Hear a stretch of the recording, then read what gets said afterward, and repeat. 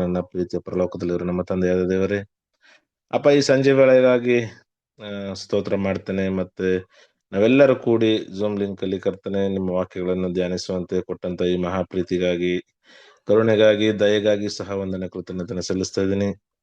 ತಂದೆಯಾದ ದೇವರೇ, ಅಪ್ಪ, ಲೋಕದಲ್ಲಿ ಎಷ್ಟೋ ಸಂಕಟ ಕಷ್ಟವಿದ್ರು ಕರ್ತನೆ ಲೋಕವನ್ನು ಜಯಿಸಿದ್ದೇನೆ, ಧೈರ್ಯವಾಗಿರಿ ಅಂತ ಹೇಳಿದ ವಾಕ್ಯಕ್ಕಾಗಿಯೂ ಸಹ ವಂದನೆಯನ್ನು ಸಲ್ಲಿಸ್ತೇನೆ. ಮತ್ತೆ ನಾವು ಈ ಲೋಕದಲ್ಲಿ ಜೀವಿಸುವವರೆಗೂ ಕರ್ತನೆ ನಿಮ್ಮ ವಾಕ್ಯಗಳ ಬಲದಿಂದಲೂ ಪವಿತ್ರಾತ್ಮನ ಶಕ್ತಿಯಿಂದಲೂ ಬ್ರದರ್ ಮುಖಾಂತರ ಇದೇ ತರ ಒಂದು ಸತ್ಯ ವಾಕ್ಯಗಳನ್ನು ಧ್ಯಾನಿಸುವಂತೆ ನಾವೆಲ್ಲರೂ ಕೂಡಿ ಬಂದಿರೋದಕ್ಕಾಗಿ ಸ್ತೋತ್ರ ಮಾಡ್ತೇನೆ. ಎಲ್ಲರನ್ನು ಆಶೀರ್ವದಿಸಿ, ಬ್ರದರನ್ನು ಆಶೀರ್ವದಿಸಿ, ಪವಿತ್ರಾತ್ಮ ಶಕ್ತಿಯಿಂದ ವಾಕ್ಯಗಳನ್ನು ಧ್ಯಾನಿಸುವಂತೆ ಕೃಪೆ ಕೊಡಿ ಅಂತ ಕೇಳ್ಕೊತಾ ಈ ಪುಟ್ಟ ಪ್ರಾರ್ಥನೆಯನ್ನು ನಮ್ಮ ರಕ್ಷಕನು ಒಡೆಯನಾಗಿರುವ ಯೇಸುವಿನ ಹೆಸರಿನಲ್ಲಿ ಪ್ರಾರ್ಥಿಸುತ್ತೇನೆ. ನನ್ನ ಪ್ರೀತಿಯ ಪರಲೋಕದಲ್ಲಿರುವ ನಮ್ಮ ತಂದೆ. Thank you. ಕ್ರಿಸ್ತನಲ್ಲಿ ಪ್ರೀತಿಯ ಸಹೋದರ ಸಹೋದರಿಯರೇ, ನಿಮ್ಮೆಲ್ಲರಿಗೂ ತಂದೆಯಾದ ದೇವರಿಂದಲೂ ಕರ್ತನಾದ ಯೇಸು ಕ್ರಿಸ್ತನ ಮೂಲಕ ಕೃಪೆಯು ಶಾಂತಿ ಉಂಟಾಗಲಿ. ದೇವರ ಮಹಾಕೃಪೆಯಿಂದ ದೇವರ ಒಂದು ಈ ವರ್ಷದ ಆರಂಭದಲ್ಲಿ ದೇವರ ವಾಕ್ಯವನ್ನು ಕೇಳುವಂತ ಅವಕಾಶವನ್ನು ದೇವರು ನಮಗೆ ಕೊಟ್ಟಿದ್ದಾರೆ. ಹಾಗಾಗಿ ಪ್ರತಿಯೊಂದು ದಿನಗಳು ಕೂಡ ನಮ್ಗೆ ಕೃಪೆಯ ದಿನಗಳಾಗಿ ಕೊಡಲ್ಪಡ್ತಿದೆ. ಕ್ರಿಸ್ತನ ಪ್ರೀತಿಯ ಸಹೋದರರೇ, ಈ ದಿನ ಕೂಡ 3ನೇ ಸಂಪುಟದ 6ನೇ ಅಧ್ಯಾಯವನ್ನು ಮುಂದುವರೆದಂತ ಭಾಗವನ್ನು ನಾವು ನೋಡಕ್ ಹೋಗ್ತಿದೀವಿ. ನಾವು ನೋಡ್ತಿರುವಂತ ಭಾಗ ಎಷ್ಟನೇ ಭಾಗ ನೋಡ್ಬೇಕಾಗಿದೆ?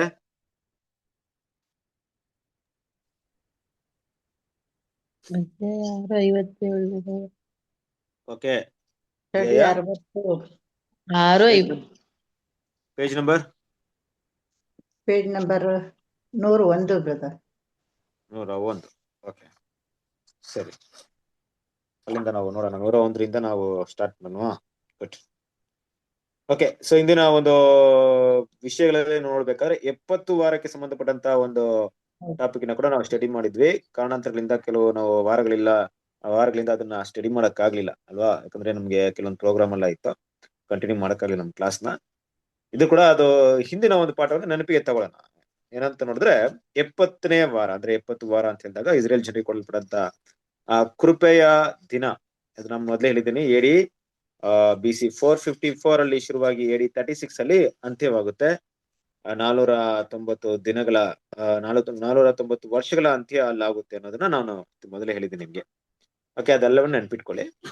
ಸೊ ಅದೇ ರೀತಿಯಾಗಿ ಇಲ್ಲಿ ಕೂಡ ಅದಕ್ಕೆ ಪ್ಯಾರಲಲ್ ಆಗಿರುವಂತ ಒಂದು ವಿಷಯ, ಹೇಗೆ ಆ ಒಂದು 70 ವಾರದ ಸಮಯ ಇಸ್ರೇಲ್ ಜನರಿಗೆ ಕೃಪೆಯ ಸಮಯವಾಗಿ ಕೊಡಲ್ಪಟ್ಟು, ಅದಾದ ನಂತರ ಅಲ್ಲಿಯವರೆಗೆ ಯಾವುದೇ ಅನ್ಯ ಜನರಿಗೆ ದೇವರ ಪರಲೋಕ ರಾಜ್ಯದ ಕರೆ ಕೊಡಲ್ಪಡದೆ ಬರೀ ಇಸ್ರೇಲ್ ಜನರಿಗೆ ಮಾತ್ರ ಕರೆ ಕೊಡಲ್ಪಟ್ಟು, ಅದಾದ ನಂತರ ಕೊರ್ನೇಲಿನ ಮೊದಲನೇದಾಗಿ ಪೇತ್ರನ ಮೂಲಕ ಹೋಗಿದಂತ ಸುವಾರ್ತೆ ಸತ್ಯ ಅದು ಅನ್ಯ ಜನರಿಗೂ ಕೂಡ ಆ ಸುವಾರ್ತೆ ತಲುಪಿ ಸುವಾರ್ತೆ ಯುಗದ ಆರಂಭವನ್ನ, ಅಂದ್ರೆ ಅನ್ಯ ಜನಗಳಿಗೆ ಸಿಗ್ಬೇಕಾದಂತ ದೇವರ ಕೃಪೆಯ ಸಮಯವನ್ನು ಕೂಡ ಅಲ್ಲಿ ಸೂಚಿಸ್ತಾ ಅನ್ನೋ ವಿಷಯವನ್ನು ಕೂಡ ನಾವು ನೋಡ್ತೀವಿ ಅಲ್ವಾ.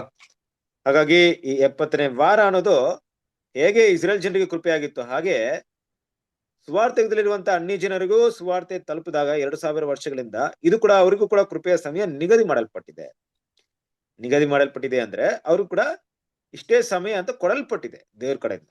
ಅದಾದ ನಂತರ ಮತ್ತೆ ಏನಾಗ್ಬೇಕು, ದೇವರ ಯೋಜನೆ ಪ್ರಕಾರವಾಗಿ ಇಸ್ರೇಲಿಗೆ ಆ ಕೃಪೆ ಮತ್ತೆ ಹಿಂತಿರುಗ್ಬೇಕು. ಮಾಂಸಿಕವಾದ ಇಸ್ರೇಲ್ ಜನರಿಗೆ ರಕ್ಷಣೆ ಕೊಡೋದ್ ಮೂಲಕ ಇಡೀ ಲೋಕವನ್ನ ದೇವರ ಕಡೆಗೆ ಕರ್ಕೊಂಡು ಬರುವಂತ ಒಂದು ಕೆಲಸ, ದೇವರ ಪ್ಲಾನ್ ಇರುವಂತ ಮಹಾ ಉನ್ನತವಾದಂತ ಆ ಒಂದು 1000 ವರ್ಷ ಆಳ್ವಿಕೆಯಲ್ಲಿ ನಡಿಬೇಕಾದಂತ ಎಲ್ಲ ಕೆಲಸ ಕೂಡ ಆರಂಭವಾಗ್ಬೇಕು. ನಾವು ನೋಡ್ತಿರುವಂತ ಪಾಠದಲ್ಲಿ 70ನೇ ವಾರವು ಸುವಾರ್ತೆ ಯುಗದ ಈ ಒಂದು ಕಾಲದಲ್ಲಿ ಅದು ಸಮಾನಾಂತರವಾಗಿದೆ, ಅದಕ್ಕೆ ಅನುರೂಪವಾಗಿದೆ ಅನ್ನೋ ವಿಷಯವನ್ನು ಕೂಡ ನಾವು ಸ್ಟಡಿ ಮಾಡ್ಕೊಂಡ್ ಬಂದ್ವಿ ಅಲ್ವಾ. ಸೊ ಇದೆಲ್ಲವನ್ನು ನೆನಪಲ್ಲಿ ಇಟ್ಕೊಳ್ಳೋಣ. ಹಾಗೇನ್ ಮಾಡೋಣ, ಈ 70 ವಾರಗಳಲ್ಲಿ ನಾವು ನೋಡ್ಬೇಕಾದ್ರೆ ಅದರಲ್ಲಿ ಹೇಗೆ ಆ ಒಂದು ಯೇಸು ಕ್ರಿಸ್ತನ ತಿರಸ್ಕಾರ ಮಾಡಿದ್ರು, ಅದೇ ರೀತಿಯಾಗಿ ನಮ್ಮ ಕರ್ತನಾದ ಯೇಸು ಕ್ರಿಸ್ತನ 2ನೇ ಬರುವಿಕೆ ಕೂಡ ಹೆಸರು ಕ್ರೈಸ್ತರಿಂದ ತಿರಸ್ಕಾರ ಒಳಪಡುತ್ತೆ ಅನ್ನೋದನ್ನು ಕೂಡ ನಾವು ಇಲ್ಲಿ ನೋಡ್ಬೇಕಾಗುತ್ತೆ. ಅದನ್ನ ಮುಂದಿನ ಒಂದು ಪಾಠದಲ್ಲಿ ನಾವು ನೋಡ್ತೀವಿ. ಹೇಗೆ ಅವತ್ತು ಮಾಂಸದಲ್ಲಿ ಬಂದಂತ ಯೇಸು ಕ್ರಿಸ್ತನು ದೇವರ ಮಗನೇ ಅಲ್ಲ ಅಂತ ಶಿಲುಬೆಯಲ್ಲಿ ಹಾಕಿದ್ರು, ಇವತ್ತು ಕೂಡ ಮಹಿಮೆಯಲ್ಲಿ ಬಂದಿರುವಂತ ಯೇಸು ಕ್ರಿಸ್ತನನ್ನ ತಿಳಿದೇ ಇರುವಂತ ಒಂದು ವಿಷಯಗಳು ಕೂಡ ನಡೀಲೇಬೇಕು ಅನ್ನೋಂಥ ವಿಷಯವನ್ನು ಕೂಡ ನಾವು ಇವತ್ತಿನ ಪಾಠದಲ್ಲಿ ತುಂಬಾ ಅದನ್ನ ಸವಿಸ್ತರವಾಗಿ ನೋಡೋಣ. ಓಕೆ, ಸೊ ನಾವು ನೋಡ್ಬೇಕಾದಂತ ಪಾಠ ಪೇಜ್ ನಂಬರ್ 101. ಅಲ್ಲಿಂದ ಎಲ್ಲಿಂದ ಓದ್ಬೇಕಾಗಿದೆ? ಇದು ಇಂದು ಹೆಸರು ಮಾತ್ರದ ಕ್ರೈಸ್ತರ. ಹಾ, ಓಕೆ. ಸೊ ನೀವೇನ್ ಮಾಡ್ತೀರಾ? ಓಕೆ, ಇದನ್ನೆಲ್ಲ ಓಕೆ, ಕಂಟಿನ್ಯೂ ಮಾಡಿ. ಇದು ಇಂದು ಹೆಸರು ಮಾತ್ರದ, ಇಲ್ಲೂ ಈ ಪೇಜ್ ಫುಲ್ ಕಂಪ್ಲೀಟ್ ಮಾಡಿದೀವಾ? ಹಾ, ಅದೇ ಫುಲ್ ಅದೇ ಪ್ಯಾರಲಲ್ ಆಗಿ ಬರುತ್ತೆ, ಆ ವಿಷಯದ ಬಗ್ಗೆನೇ ಹೇಳಿದಿರ ಅದು. ಬೇಕಾದ್ರೆ ಓಕೆ, ಸೊ ಇನ್ನೊಂದ್ಸರಿ. ಇಲ್ಲಿ ಏನ್ ಮಾಡ್ತೀರಾ ಅಂದ್ರೆ ಓಕೆ, ಈ ಪೇಜ್ ಅಲ್ಲಿ 101 ಅಲ್ಲಿ ಮೊದಲನೇ ಪೇಜ್ ಇಂದ ನೀವು ಓಕೆ, ಈಗ ಅಲ್ಲಿ ಜನರಲ್ಲಿನ ಕೇವಲ ಸಾಮಾನ್ಯ ವರ್ಗದವರು ಮಾತ್ರವೇ ವ್ಯಕ್ತಿಗತ ಮೇಸಿಯನ್ನು ನಿರೀಕ್ಷಿಸಿದರು ಅನ್ನೋ ಪಾಯಿಂಟ್ ಇದೆ ನೋಡಿ. ಅಲ್ಲಿಂದ ಒಂದಿಂದ 1 2 3 4 5 6 7 8 9 10 11 12 14ನೇ ಒಂದು ಲೈನ್ ಅಲ್ಲಿ ಬರುತ್ತೆ ಅದು. ಓಕೆ, 101ರಲ್ಲಿ ಅಲ್ಲಿಂದ ಕೆಲವೊಂದು ವಿಷಯ ಓದ್ಕೊಂಬನ್ನಿ. ನಾವು ಅದನ್ನ ಎಕ್ಸ್ಪ್ಲೇನ್ ಮಾಡ್ಲಿಲ್ಲ ಲಾಸ್ಟ್ ಟೈಮ್, ಮೊದಲಿಗೆ ಸ್ವಲ್ಪ ನಿಲ್ಸಿದ್ವಿ ಅದನ್ನ. ಅಲ್ಲಿಂದ ಅದು ಓದ್ಕೊಂಬನ್ನಿ. ಅದೇ ಸಾಮಾನ್ಯ ವರ್ಗದವರು ಮಾತ್ರವೇ ಅಲ್ಲಿಂದನ ಬ್ರದರ್? ಅಲ್ಲಿಂದ ಓದ್ಕೊಂಬನ್ನಿ. ಜನರಲ್ಲಿನ ಕೇವಲ ಸಾಮಾನ್ಯ ವರ್ಗದವರು ಮಾತ್ರ. ಅಲ್ಲಿಂದ ಜನರಲ್ಲಿನ ಕೇವಲ ಸಾಮಾನ್ಯ ವರ್ಗದವರು ಮಾತ್ರವೇ ವ್ಯಕ್ತಿಗತ ಮೆಸ್ಸಿಯನನ್ನು ನಿರೀಕ್ಷಿಸಿದ್ದರು.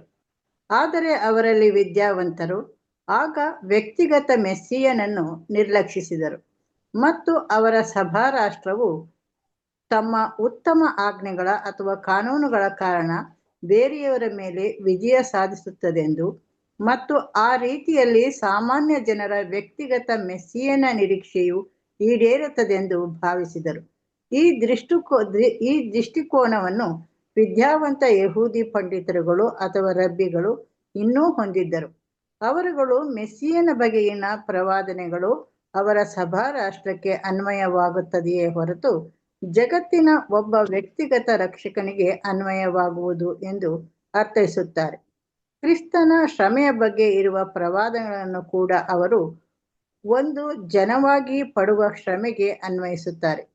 ಅವರ ವಿಚಾರ ಸರಣಿಯನ್ನು ಸಾಗಿಸುತ್ತಾ ಅವರು ತಮ್ಮ ನಿಯೋಗಿಗಳನ್ನು ಪ್ರಪಂಚದಾದ್ಯಂತ ಜನರನ್ನು ಮೋಶೆಯ ಧರ್ಮಶಾಸ್ತ್ರಕ್ಕೆ ಪರಿವರ್ತಿಸುವಂತೆ ಕಳುಹಿಸಿಕೊಡುತ್ತಾರೆ ಮತ್ತು ಈ ರೀತಿಯಲ್ಲಿ ಅವರು ಪ್ರಪಂಚದ ಎಲ್ಲಾ ಕುಟುಂಬಗಳನ್ನು ಸಂಧಿಸಿ ಅವರಿಗೆ ವ್ಯಕ್ತಿಗತ ಮೆಸ್ಸಿಯನ ಆಶೀರ್ವಾದಗಳ ಒತ್ತಟ್ಟಿಗೆ ಇನ್ನೂ ಹೆಚ್ಚಿನ ಆಶೀರ್ವಾದ ಉಂಟು ಮಾಡುವುದನ್ನು ನಿರೀಕ್ಷಿಸುತ್ತಾರೆ. ಈ ಪ್ರಕರಣವು ಈ ಮಟ್ಟಕ್ಕಿರುವಾಗ ನಮ್ಮ ಕರ್ತನು ಅದನ್ನು ಟೀಕಿಸುವವನಾಗಿ, ನೀವು ಒಬ್ಬನನ್ನು ನಿಮ್ಮ ಮತದಲ್ಲಿ ಸೇರಿಸಿಕೊಳ್ಳುವುದಕ್ಕಾಗಿ ಭೂಮಿಯನ್ನು ಸಮುದ್ರವನ್ನು ಸುತ್ತಿಕೊಂಡು ಬರುತ್ತೀರಿ, ಮತ್ತಾಯ 23:15 ಎಂದು ಹೇಳಿರುತ್ತಾರೆ. Okay, thank you. ಕ್ರಿಸ್ತನ ಪ್ರೀತಿಯ ನಾವು ಲಾಸ್ಟ್ ಟೈಮ್ ಕೂಡ ಇದೇ ಒಂದು ವಿಷಯವನ್ನು ನೋಡ್ಬೇಕಾದ್ರೆ ಒಂದು ಕರ್ತನಾದ ಯೇಸು ಕ್ರಿಸ್ತನ ಎರಡನೇ ಬರುವಿಕೆ, ವಿಶೇಷವಾಗಿ ಇಲ್ಲಿ ಮಾತಾಡುವಂತ ವಿಷಯ ಯೇಸು ಕ್ರಿಸ್ತನ ಮೊದಲನೇ ಬರುವಿಕೆ. ಈ ಮೊದಲನೇ ಬರುವಿಕೆ ಅಂತ ತಗೊಂಡಾಗ ಮೆಸ್ಸಿಯನ್ ಒಬ್ರು ಬರ್ಬೇಕು ಅನ್ನೋಂಥ ವಿಷಯ ದಾನಿಯೇಲ್ ಪ್ರವಾದಿ ಅದನ್ನ ತಿಳಿಸಿದ್ರು ಕೂಡ ಅದರ ಕುರಿತಾಗಿ ಕಾಳಜಿ ವಹಿಸುವವರು ಇರ್ಬಹುದು, ಇಲ್ಲವೇ ಅದರ ಕುರಿತಾಗಿ ತುಂಬಾ ಅಧ್ಯಯನ ಮಾಡಿ, ತುಂಬಾ ಸ್ಟಡಿ ಮಾಡಿ, ಹೌದು ಮೆಸ್ಸಿಯನು ಬರ್ಬೇಕಾಗಿರುವಂತ ಅವಶ್ಯಕತೆ ಏನು ಅನ್ನೋಂಥ ವಿಚಾರಗಳನ್ನ ಕೆಲವೊಬ್ರು ಮಾತ್ರ ತುಂಬಾ ಪ್ರಾಮುಖ್ಯತೆ ಕೊಡ್ತಾ ಇದ್ರು. ಇನ್ನು ಕೂಡ ಹೇಳ್ಬೇಕಾದ್ರೆ ಎಲ್ಲಿ ಮೆಸ್ಸಿಯನ ಬಗ್ಗೆ ಮಾತಾಡಿದಾಗ, ಮೆಸ್ಸಿಯನ ಬಗ್ಗೆ ತಿಳಿಸಿದಾಗ ಯಾರೊಬ್ಬ ವೇದ ಪಂಡಿತರು ಇರ್ಬೋದು, ಯಹೂದಿಯರಲ್ಲಿ ಇಸ್ರೇಲ್ ಜನರಲ್ಲಿ ಯಾರಾದ್ರೂ ಅದ್ರ ಬಗ್ಗೆ ತುಂಬಾ ವಿವರವಾಗಿ ಮಾತಾಡಿದಾಗ ಅದು ಯಾರ ಮನಸ್ಸಿಗೆ ತುಂಬಾ ಪರಿಣಾಮನ ಬಿಡ್ತಾ ಇತ್ತು, ಯಾರಿಗೆ ತುಂಬಾ ಆಸಕ್ತಿನ ಹುಟ್ಟಿಸ್ತಾ ಇತ್ತು, ಅದ್ರ ಬಗ್ಗೆ ತುಂಬಾ ತಿಳ್ಕೊಬೇಕಂತ ಆಸಕ್ತಿನ ಯಾರಿಗೆ ಹುಟ್ಟಿಸ್ತಾ ಇತ್ತು ಅಂದ್ರೆ ಈ ಸಾಮಾನ್ಯ ವರ್ಗದವರಿಗೆ. ಸಾಮಾನ್ಯ ವರ್ಗದವರು ಅಂದ್ರೆ ಏನು, ತುಂಬಾ ಬಡ ವರ್ಗದವರು ಇಲ್ಲವೇ ಕೆಲ ವರ್ಗದವರು ಇರುವಂತ ಜನರು. ಯಾಕೆ ಇವ್ರಿಗೆ ಈ ರೀತಿಯಾದಂತ ಭಾವನೆ ಬರ್ಬೇಕು ಅಂದ್ರೆ ಮೆಸ್ಸಿಯನ ಒಂದು ಬರುವಿಕೆ ಖಂಡಿತವಾಗ್ಲೂ ಕಷ್ಟಪಡುತ್ತಿರುವಂತ, ಹೊರೆ ಓಡ್ತಿರುವಂತ, ಅನೇಕ ಕಷ್ಟಗಳಿರುವಂತ ಜನರಿಗೆ ಒಂದು ಆಶೀರ್ವಾದನ ಕೊಡುತ್ತೆ ಅನ್ನೋಂಥ ವಿಷಯ ಆ ಪ್ರವಾದನೆಗಳ ಮೂಲಕ ಅದು ತಿಳಿಯಲ್ಪಡಿಸ್ತಾ ಇತ್ತು. ಆ ರೀತಿಯಾಗಿ ಅದು ಹೇಳಲ್ಪಡ್ತಾ ಇತ್ತು. ಇನ್ನೂ ಸ್ಪಷ್ಟವಾಗಿ ಹೇಳ್ಬೇಕಾದ್ರೆ ನೋಡಿ, ಈಗಿರುವಂತ ಒಬ್ಬ ರಾಜ ಇರ್ಬೋದು, ಹೆರೋದ್ ಇರ್ಬೋದು ಇಸ್ರೇಲ್ ಜನರಲ್ಲಿ. ಆ ಹೆರೋದ್ನ ರಾಜನ ಗುಣಗಳನ್ನ ನೋಡ್ಬೋದು. ಯಾಕಂದ್ರೆ ಸ್ನಾನಿಕನ ಯೋಹಾನನ ಆತನ ಬಗ್ಗೆ ಮಾತಾಡ್ಬೇಕಾದ್ರೆ ಏನಂತ ಮಾತಾಡ್ತಾರೆ, ನೀನು ಒಬ್ಬ ಅರಸನಾಗಿ ಧರ್ಮಶಾಸ್ತ್ರಕ್ಕೆ ವಿರುದ್ಧವಾಗಿ ಪಾಪ ಮಾಡ್ತಿದೆ ಅಂದ್ಬಿಟ್ಟು ಟೀಕಿಸ್ತಾರೆ. ಬಟ್ ಇದು ಸ್ನಾನಿಕನ ಯೋಹಾನನಿಗೆ ಮಾತ್ರ ಗೊತ್ತಿತ್ತು, ಬೇರೆ ಯಾರಿಗೂ ಗೊತ್ತಿಲ್ಲ ಅಂತಲ್ಲ, ಎಲ್ರಿಗೂ ಗೊತ್ತಿತ್ತು. ಆದ್ರೆ ರಾಜನ ವಿರುದ್ಧವಾಗಿ ಧ್ವನಿ ಎತ್ತಕ್ಕಾಗ್ಲಿ, ರಾಜನಿಗೆ ವಿರುದ್ಧವಾಗಿ ಮಾತಾಡಕ್ಕಾಗ್ಲಿ ಯಾರಿಂದನೂ ಕೂಡ ಅಷ್ಟು ಧೈರ್ಯ ಇರ್ಲಿಲ್ಲ ಯಾರಿಗೂ ಕೂಡ. ಆದ್ರೆ ಎಲ್ರಿಗೂ ಅನಿಸ್ತಾ ಇತ್ತು, ಎಂತ ಒಂದು ರಾಜರ ದುರವಸ್ಥೆಯಲ್ಲಿ ನಾವು ಬದುಕಬೇಕಾಗಿದೆ, ನಮ್ಗೆ ವಾಗ್ದಾನ ಮಾಡಿದಂತ ಮೆಸ್ಸಿಯನು ಎಲ್ಲಿ, ಆ ಮೆಸ್ಸಿಯನು ಬರ್ಬೇಕಾಗಿದೆಯಲ್ಲ, ಆ ಮೆಸ್ಸಿಯನ್ ಬಂದ್ರೆ ನಮ್ಗೆ ರಕ್ಷಣೆ ಇರುತ್ತೆ, ನಮ್ಗೆ ಈ ಒಂದು ಅನೇಕ ಸಮಸ್ಯೆಗಳಿಂದ ನಮ್ಗೆ ಬಿಡುಗಡೆ ಸಿಗುತ್ತೆ, ಇಂತಹ ಒಂದು ದುಷ್ಟ ರಾಜರುಗಳಿಂದ ಇರ್ಬೋದು, ರೋಮನ್ ಸೈನ್ಯದಿಂದ ಇರ್ಬೋದು, ನಮ್ಮನ್ನ ದಬ್ಬಾಳಿಕೆಗೆ ಒಳಪಡಿಸುವಂತ ಅನೇಕ ಕಾರ್ಯಗಳಿಂದ ಬಿಡಿಸುವಂತ ಆ ವ್ಯಕ್ತಿ ಎಲ್ಲಿ ಅನ್ನೋಂತ ಭಾವನೆ ಯಾರಿಗೆ ತುಂಬಾ ಹೆಚ್ಚಾಗಿತ್ತು ಅಂತ ನೋಡಿದಾಗ ಈ ಸಾಮಾನ್ಯ ವರ್ಗದವರಿಗೆ. ಆದ್ರೆ ಕ್ರಿಸ್ತನ ಪ್ರೀತಿಯ ಸರಸರಿದ್ರೆ ಇದನ್ನ ಸ್ಟಡಿ ಮಾಡಿದಂತ ಒಬ್ಬ ಶಾಸ್ತ್ರಿಗಳಿರ್ಬೋದು, ಸತ್ಯವೇದನ ಒಂದು ಹಳೆ ಒಡಂಬಡಿಕೆಯಲ್ಲಿರುವಂತ ಪ್ರವಾದಗಳನ್ನ ಅಧ್ಯಯನ ಮಾಡಿದವ್ರು ಇರ್ಬೋದು, ಅದನ್ನ ಎಷ್ಟರ ಮಟ್ಟಿಗೆ ಅವರು ಆಸಕ್ತಿ ಕೊಟ್ರು ಅಂತ ಗೊತ್ತಿಲ್ಲ. ಯಾಕೆ ಈ ವಿಚಾರವನ್ನ ನೋಡ್ಬೇಕು ಅಂದ್ರೆ, ಈಗಿನ ಕಾಲದ ರೀತಿಯಲ್ಲಿ ಎಲ್ಲರೂ ಕೂಡ ಓದುವಂತ ರೀತಿಯಲ್ಲಿ ಸತ್ಯವೇದ ಆವಾಗ ಎಲ್ಲರ ಕೈಯಲ್ಲಿ ಸಿಗ್ತಾ ಇರ್ಲಿಲ್ಲ. ಆದ್ರಿಂದ ಎಲ್ಲರೂ ಕೂಡ ಓದಿ ತಿಳ್ಕೊಳ್ಳೋ ರೀತಿ ಇರ್ಲಿಲ್ಲ. ಯಾರೊಬ್ಬ ಶಾಸ್ತ್ರಿ ಅದನ್ನ ವಿವರಿಸ್ತಾರೋ, ಇಲ್ಲ ಯಾರೊಬ್ರು ಅದನ್ನ ಓದ್ತಾರೋ, ಅವರಿಗೆ ಮಾತ್ರ ಅದರ ವಿಚಾರಗಳು ತುಂಬಾ ಸ್ಪಷ್ಟವಾಗಿ ಗೊತ್ತಾಗ್ತಿತ್ತು. ಒಂದ್ ವೇಳೆ ಅವರು ಸಿನಗಾಗ್ಗೆ ಹೋಗಿ, ಸಿನಗಾಗ್ ಅಂದ್ರೆ ನಿಮ್ಗೆ ಗೊತ್ತಿದೆ ಅಲ್ವಾ, ಅಲ್ಲೇ ಆ ಒಂದು ರೋಲ್ ಎಲ್ಲ ಯಾವ್ದ ಈ ಸುರುಳಿ, ಸತ್ಯವೇದ ಸುರುಳಿ ಇದೆಯಲ್ಲ, ಅದೆಲ್ಲ ಸ್ಕ್ರಾಲ್ ಎಲ್ಲ ಅಲ್ಲೇ ಇರ್ತಾ ಇತ್ತು. ಯಾರು ಮನೆಗೆ ತಗೊಂಡ್ಬಂದು ಓದ್ತಾ ಇರ್ಲಿಲ್ಲ. ಆ ಸ್ಕ್ರಾಲ್ ನ ಹೋಗಿ ಓದುವಂತ ಒಂದು ಅವಕಾಶ 12 ವಯಸ್ಸು ಮೇಲಿರುವಂತ ಯಹೂದ್ಯರ ಮಕ್ಕಳಿಗೆ ಅವಕಾಶ ಸಿಗ್ತಾ ಇತ್ತು. ಅಲ್ಲಿರೋರು ಹೋಗಿ ಓದ್ಬೇಕಾದ್ರೆ ಒಂದ್ ವೇಳೆ ಅವ್ರು ಓದಿದ್ನ ಅರ್ಥ ಮಾಡ್ಕೊಬೇಕಾದ್ರೂ ಕೂಡ ಕಷ್ಟ ಅನಿಸ್ತಾ ಇತ್ತು ಅವ್ರಿಗೆ. ಯಾರಾದ್ರೊಬ್ಬರ ಅದನ್ನ ಸ್ಪಷ್ಟವಾಗಿ ಅರ್ಥವಾಗಿ ಹೇಳಿದ್ರೆ ಮಾತ್ರ ಅರ್ಥವಾಗ್ತಿತ್ತು. ಹಾಗಾಗಿ ಯಾರೊಬ್ಬ ಶಾಸ್ತ್ರಿ ಆಗಿರ್ಬೋದು, ಪಂಡಿತರು ಇರ್ಬೋದು, ಈ ವಿಚಾರಗಳನ್ನ ಮಾತಾಡಿದಾಗ ಈ ಸಾಮಾನ್ಯ ವರ್ಗದವರು ಅದನ್ನ ತುಂಬಾ ಸೂಕ್ಷ್ಮವಾಗಿ ಗಮನಿಸ್ತಾ ಇದ್ರು ಅಲ್ವಾ. ಯಾಕೆ ಅಂತ ನೋಡ್ರಿ, ಈಗ ಆ ಹೊಟ್ಟೆ ಹಸ್ದಿರೋರಿಗೆ ಊಟ ಬೇಕಾಗುತ್ತೆ, ಹೊಟ್ಟೆ ತುಂಬದಿರೋ ಊಟ ಬೇಕಿರಲ್ಲ. ಕೆಲವೊಂದು ಸನ್ನಿವೇಶಗಳಲ್ಲಿ ಕ್ರಿಸ್ತನ ರಾಜ್ಯಕ್ಕೆ ಅಂದ್ರೆ ಮೆಸ್ಸಿಯನ ಬರುವಿಕೆಗೆ ಯಾರಿಗೋಸ್ಕರ ಅದು ಯಾರಿಗೆ ಆಶೀರ್ವಾದವಾಗಿರುತ್ತೆ ಅಂತ ಆ ಪ್ರವಾದಿಗಳು ಹೇಳ್ತಾ ಇತ್ತು ಅಂದ್ರೆ, ಈ ಭೂಮಿಯಲ್ಲಿ ಬಡವರು, ದೀನ ದಲಿತರು, ಅಲ್ಲ ನಿರಾಕರಿಸಲ್ಪಟ್ಟವರು, ಕೈ ಬಿಡಲ್ಪಟ್ಟವರು, ಇಂಥವರಿಗೆ ದೊಡ್ಡ ಆಶೀರ್ವಾದ ಇರುತ್ತೆ, ಇವರು ದೇವರ ಕಡೆಗೆ ದೇವರನ್ನ ಹೆಚ್ಚಾಗಿ ಅಭಿವೃದ್ಧಿ ಪಡಿಸೋಣಂತ ವಿಚಾರಗಳನ್ನ ಈ ಮೆಸ್ಸಿಯನ ಕುರಿತಾಗಿರುವಂತ ಒಂದು ಮಾಹಿತಿಗಳನ್ನ ಅವ್ರು ಸಂಗ್ರಹಿಸ್ತಾ ಇದ್ರು. ಆದ್ರೆ ಕ್ರಿಸ್ತನ ಪ್ರೀತಿಯ ಸರಸವರೇ, ಇದನ್ನ ಮಾತಾಡಿದಂತ ಯಹೂದ್ಯರು ಅಂದ್ರೆ ವಿದ್ಯಾವಂತರು, ತುಂಬಾ ಪಂಡಿತರು ಇರ್ಬೋದು, ವಿದ್ಯಾವಂತರು ಇರ್ಬೋದು, ರಬಿಗಳು.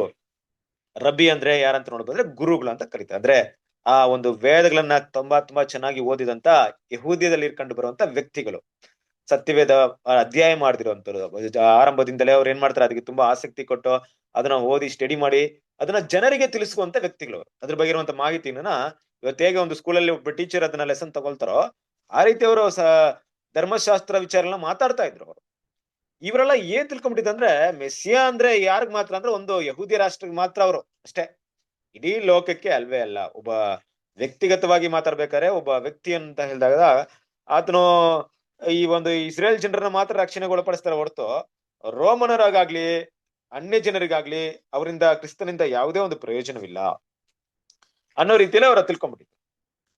ಮತ್ತೆ ಕ್ರಿಸ್ತನಿಗೆ ಸಂಬಂಧಪಟ್ಟಂತ ಶ್ರಮೆ ಇರ್ಬೋದು, ಬಾಧೆಗಳಿರ್ಬೋದು ಅಲ್ವಾ. ಏಷ್ಯಾ 53ನೇ ಅಧ್ಯಾಯನ ಓದಿದೀವಿ, ಯೇಸು ಕ್ರಿಸ್ತನ ಸಂಕಟಗಳು. ಆ ಸಂಕಟಗಳು ಅವ್ರು ಏನ್ ತಿಳ್ಕೊಂಡ್ಬಿಟ್ಟಿದ್ರೆ, ಒಂದ್ ವೇಳೆ ಇದು ಒಬ್ಬ ವ್ಯಕ್ತಿ ಪಡುವಂತ ಕಷ್ಟ ಇರಕ್ಕೆ ಸಾಧ್ಯತೆ ಇಲ್ಲ, ಇದೊಂದು ರಾಷ್ಟ್ರವಾಗಿ ಪಡುವಂತ ಕಷ್ಟಗಳಿರ್ಬೋದು, ಇದೊಂದು ವ್ಯಕ್ತಿನ ಇಲ್ಲಿ ಮಾತಾಡ್ತಾ ಇಲ್ಲ. ಆ ರೀತಿಯಾಗಿ ಏನ್ ಮಾಡ್ತಿದ್ರು ಅಂದ್ರೆ, ಆ ಪ್ರವಾದಗಳನ್ನ ತುಂಬಾ ತಪ್ಪಾಗಿ ಏನ್ ಮಾಡ್ಕೊಂಡ್ಬಿಟ್ರು, ಅವರು ಅರ್ಥ ಮಾಡ್ಕೊಂಡ್ಬಿಟ್ರು. ಆದ್ರಿಂದ ಏನ್ ಮಾಡ್ತಾರೆ ಅಂದ್ರೆ, ಈ ಮೆಸ್ಸಿಯನ ರಾಜ್ಯದ ಬಗ್ಗೆ ಅವ್ರು ತಿಳ್ಕೊಂಡಿರೋಂತ ಒಂದು ಮಾಹಿತಿ ಏನಪ್ಪಾ ಅಂದ್ರೆ, ಮೆಸ್ಸಿಯನ ರಾಜ್ಯದ ಕುರಿತು ಅವ್ರು ಓದಿ ತಿಳ್ಕೊಂಡಿರುವಂತ ವಿಚಾರಗಳ ಮಟ್ಟಿಗೆ, ಮೆಸ್ಸಿಯ ಅಂದ್ರೆ ಒಬ್ಬ ರಾಜನು ಬರ್ತಾನೆ, ಆ ರಾಜ ಏನ್ ಮಾಡ್ತಾನೆ, ನಮ್ಮನ್ನ ಈ ರೋಮನ್ ರಾಜ್ಯಗಳಿಂದ ಬಿಡಿಸಿ ತನ್ನದೇ ಆದಂತ ಸ್ವತಂತ್ರ ರಾಜ್ಯವನ್ನ ಘೋಷಣೆ ಮಾಡ್ತಾನೆ. ಅದು ನಮ್ಮ ಇಸ್ರೇಲ್ ದೇಶವಾಗಿರುತ್ತೆ. ಆದ್ರಿಂದ ಯಾರೆಲ್ಲ ಇಸ್ರೇಲ್ ಆಗಿ ಪರಿವರ್ತನೆ ಆಗ್ತೀರೋ, ಯಹೂದ್ಯರಾಗಿ ಪರಿವರ್ತನೆ ಆಗ್ತಿರೋ, ಪರಿವರ್ತನೆ ಆಗ್ರಿ. ನೀವು ಚೇಂಜ್ ಆದ್ರೆ ನಿಮ್ಗೂ ಕೂಡ ಯಹೂದ್ಯರಿಗೆ ಸಿಕ್ಕುವಂತ ಆಶೀರ್ವಾದ ನಿಮ್ಗೆ ಸಿಗುತ್ತೆ, ಇಲ್ಲದೆ ಇದ್ರೆ ನಿಮ್ಗೆ ಯಾರಿಗೂ ಸಿಗಲ್ಲ ಅನ್ನೋ ಒಂದು ಭಾವನೆಯನ್ನ ಇವರೆಲ್ಲ ಬೆಳೆಸ್ಕೊಂಡ್ಬಿಟ್ಟಿದ್ರು. ಆದ್ರಿಂದ ಇವ್ರು ಏನ್ ಮಾಡ್ತಾರೆ, ಎಲ್ಲ ಕಡೆ ಹೋಗಿ ಇದನ್ನ ಸಾರ್ತಿದ್ರು ಅವರು ಬೇರೆಯವ್ರಿಗೆ, ಬೇರೆ ಜನರಿಗೆ, ಅನ್ಯ ಜನರಿಗೆ. ಗೊತ್ತೇ ಇದೆಯಲ್ಲ, ಈಗ ಅನ್ಯ ಜನರೊಬ್ರು ಯಹೂದ್ಯರಾಗ್ಬೇಕಾದ್ರೆ ಒಂದು ವಿಧಾನವನ್ನ ಫಾಲೋ ಮಾಡ್ಬೇಕಾಯ್ತು. ಏನ್ ಮಾಡ್ಬೇಕಾಯ್ತು, ಯಾರೋ ಒಬ್ರು ಏನ್ ಮಾಡ್ತಾರೆ, ಅನ್ಯ ಜನದವರು ಇದಾರೆ, ನಾನು ಕೂಡ ಯಹೂದ್ಯನಾಗ್ತೀನಿ, ಧರ್ಮಶಾಸ್ತ್ರ ಓದಕ್ ಇಷ್ಟಪಡ್ತೀನಿ, ನಿಮ್ಮಲ್ಲಿ ಒಬ್ಬನಾಗಿರಕ್ ಇಷ್ಟಪಡ್ತೀನಿ, ನಿಮ್ಮ ಆಚಾರ ವಿಚಾರ ನಂಗೆ ತುಂಬಾ ಹಿಡಿಸಿದೆ, ನಿಮ್ಮ ಹಬ್ಬಗಳು ನನಗೆ ತುಂಬಾ ಬೇಕಾಗಿದೆ, ಅದನ್ನೆಲ್ಲ ನಾನು ಕೂಡ ಇಷ್ಟಪಡ್ತೀನಿ, ನಿಮ್ಮ ದೇವರೇ ನನ್ನ ದೇವರು ಅಂತ ಹೇಳಿದಾಗ ಏನ್ ಮಾಡ್ಬೇಕಾಗಿದೆ, ದೇವ್ರು ಕೊಟ್ಟಂತ ನೀತಿ ನಿಯಮ ನಿಧಿ ಪ್ರಕಾರ, ಒಂದು ವಿಧಾನ ಪ್ರಕಾರ ಏನಿದೆ, ಏನ್ ಮಾಡ್ಬೇಕು ಆ ವ್ಯಕ್ತಿ,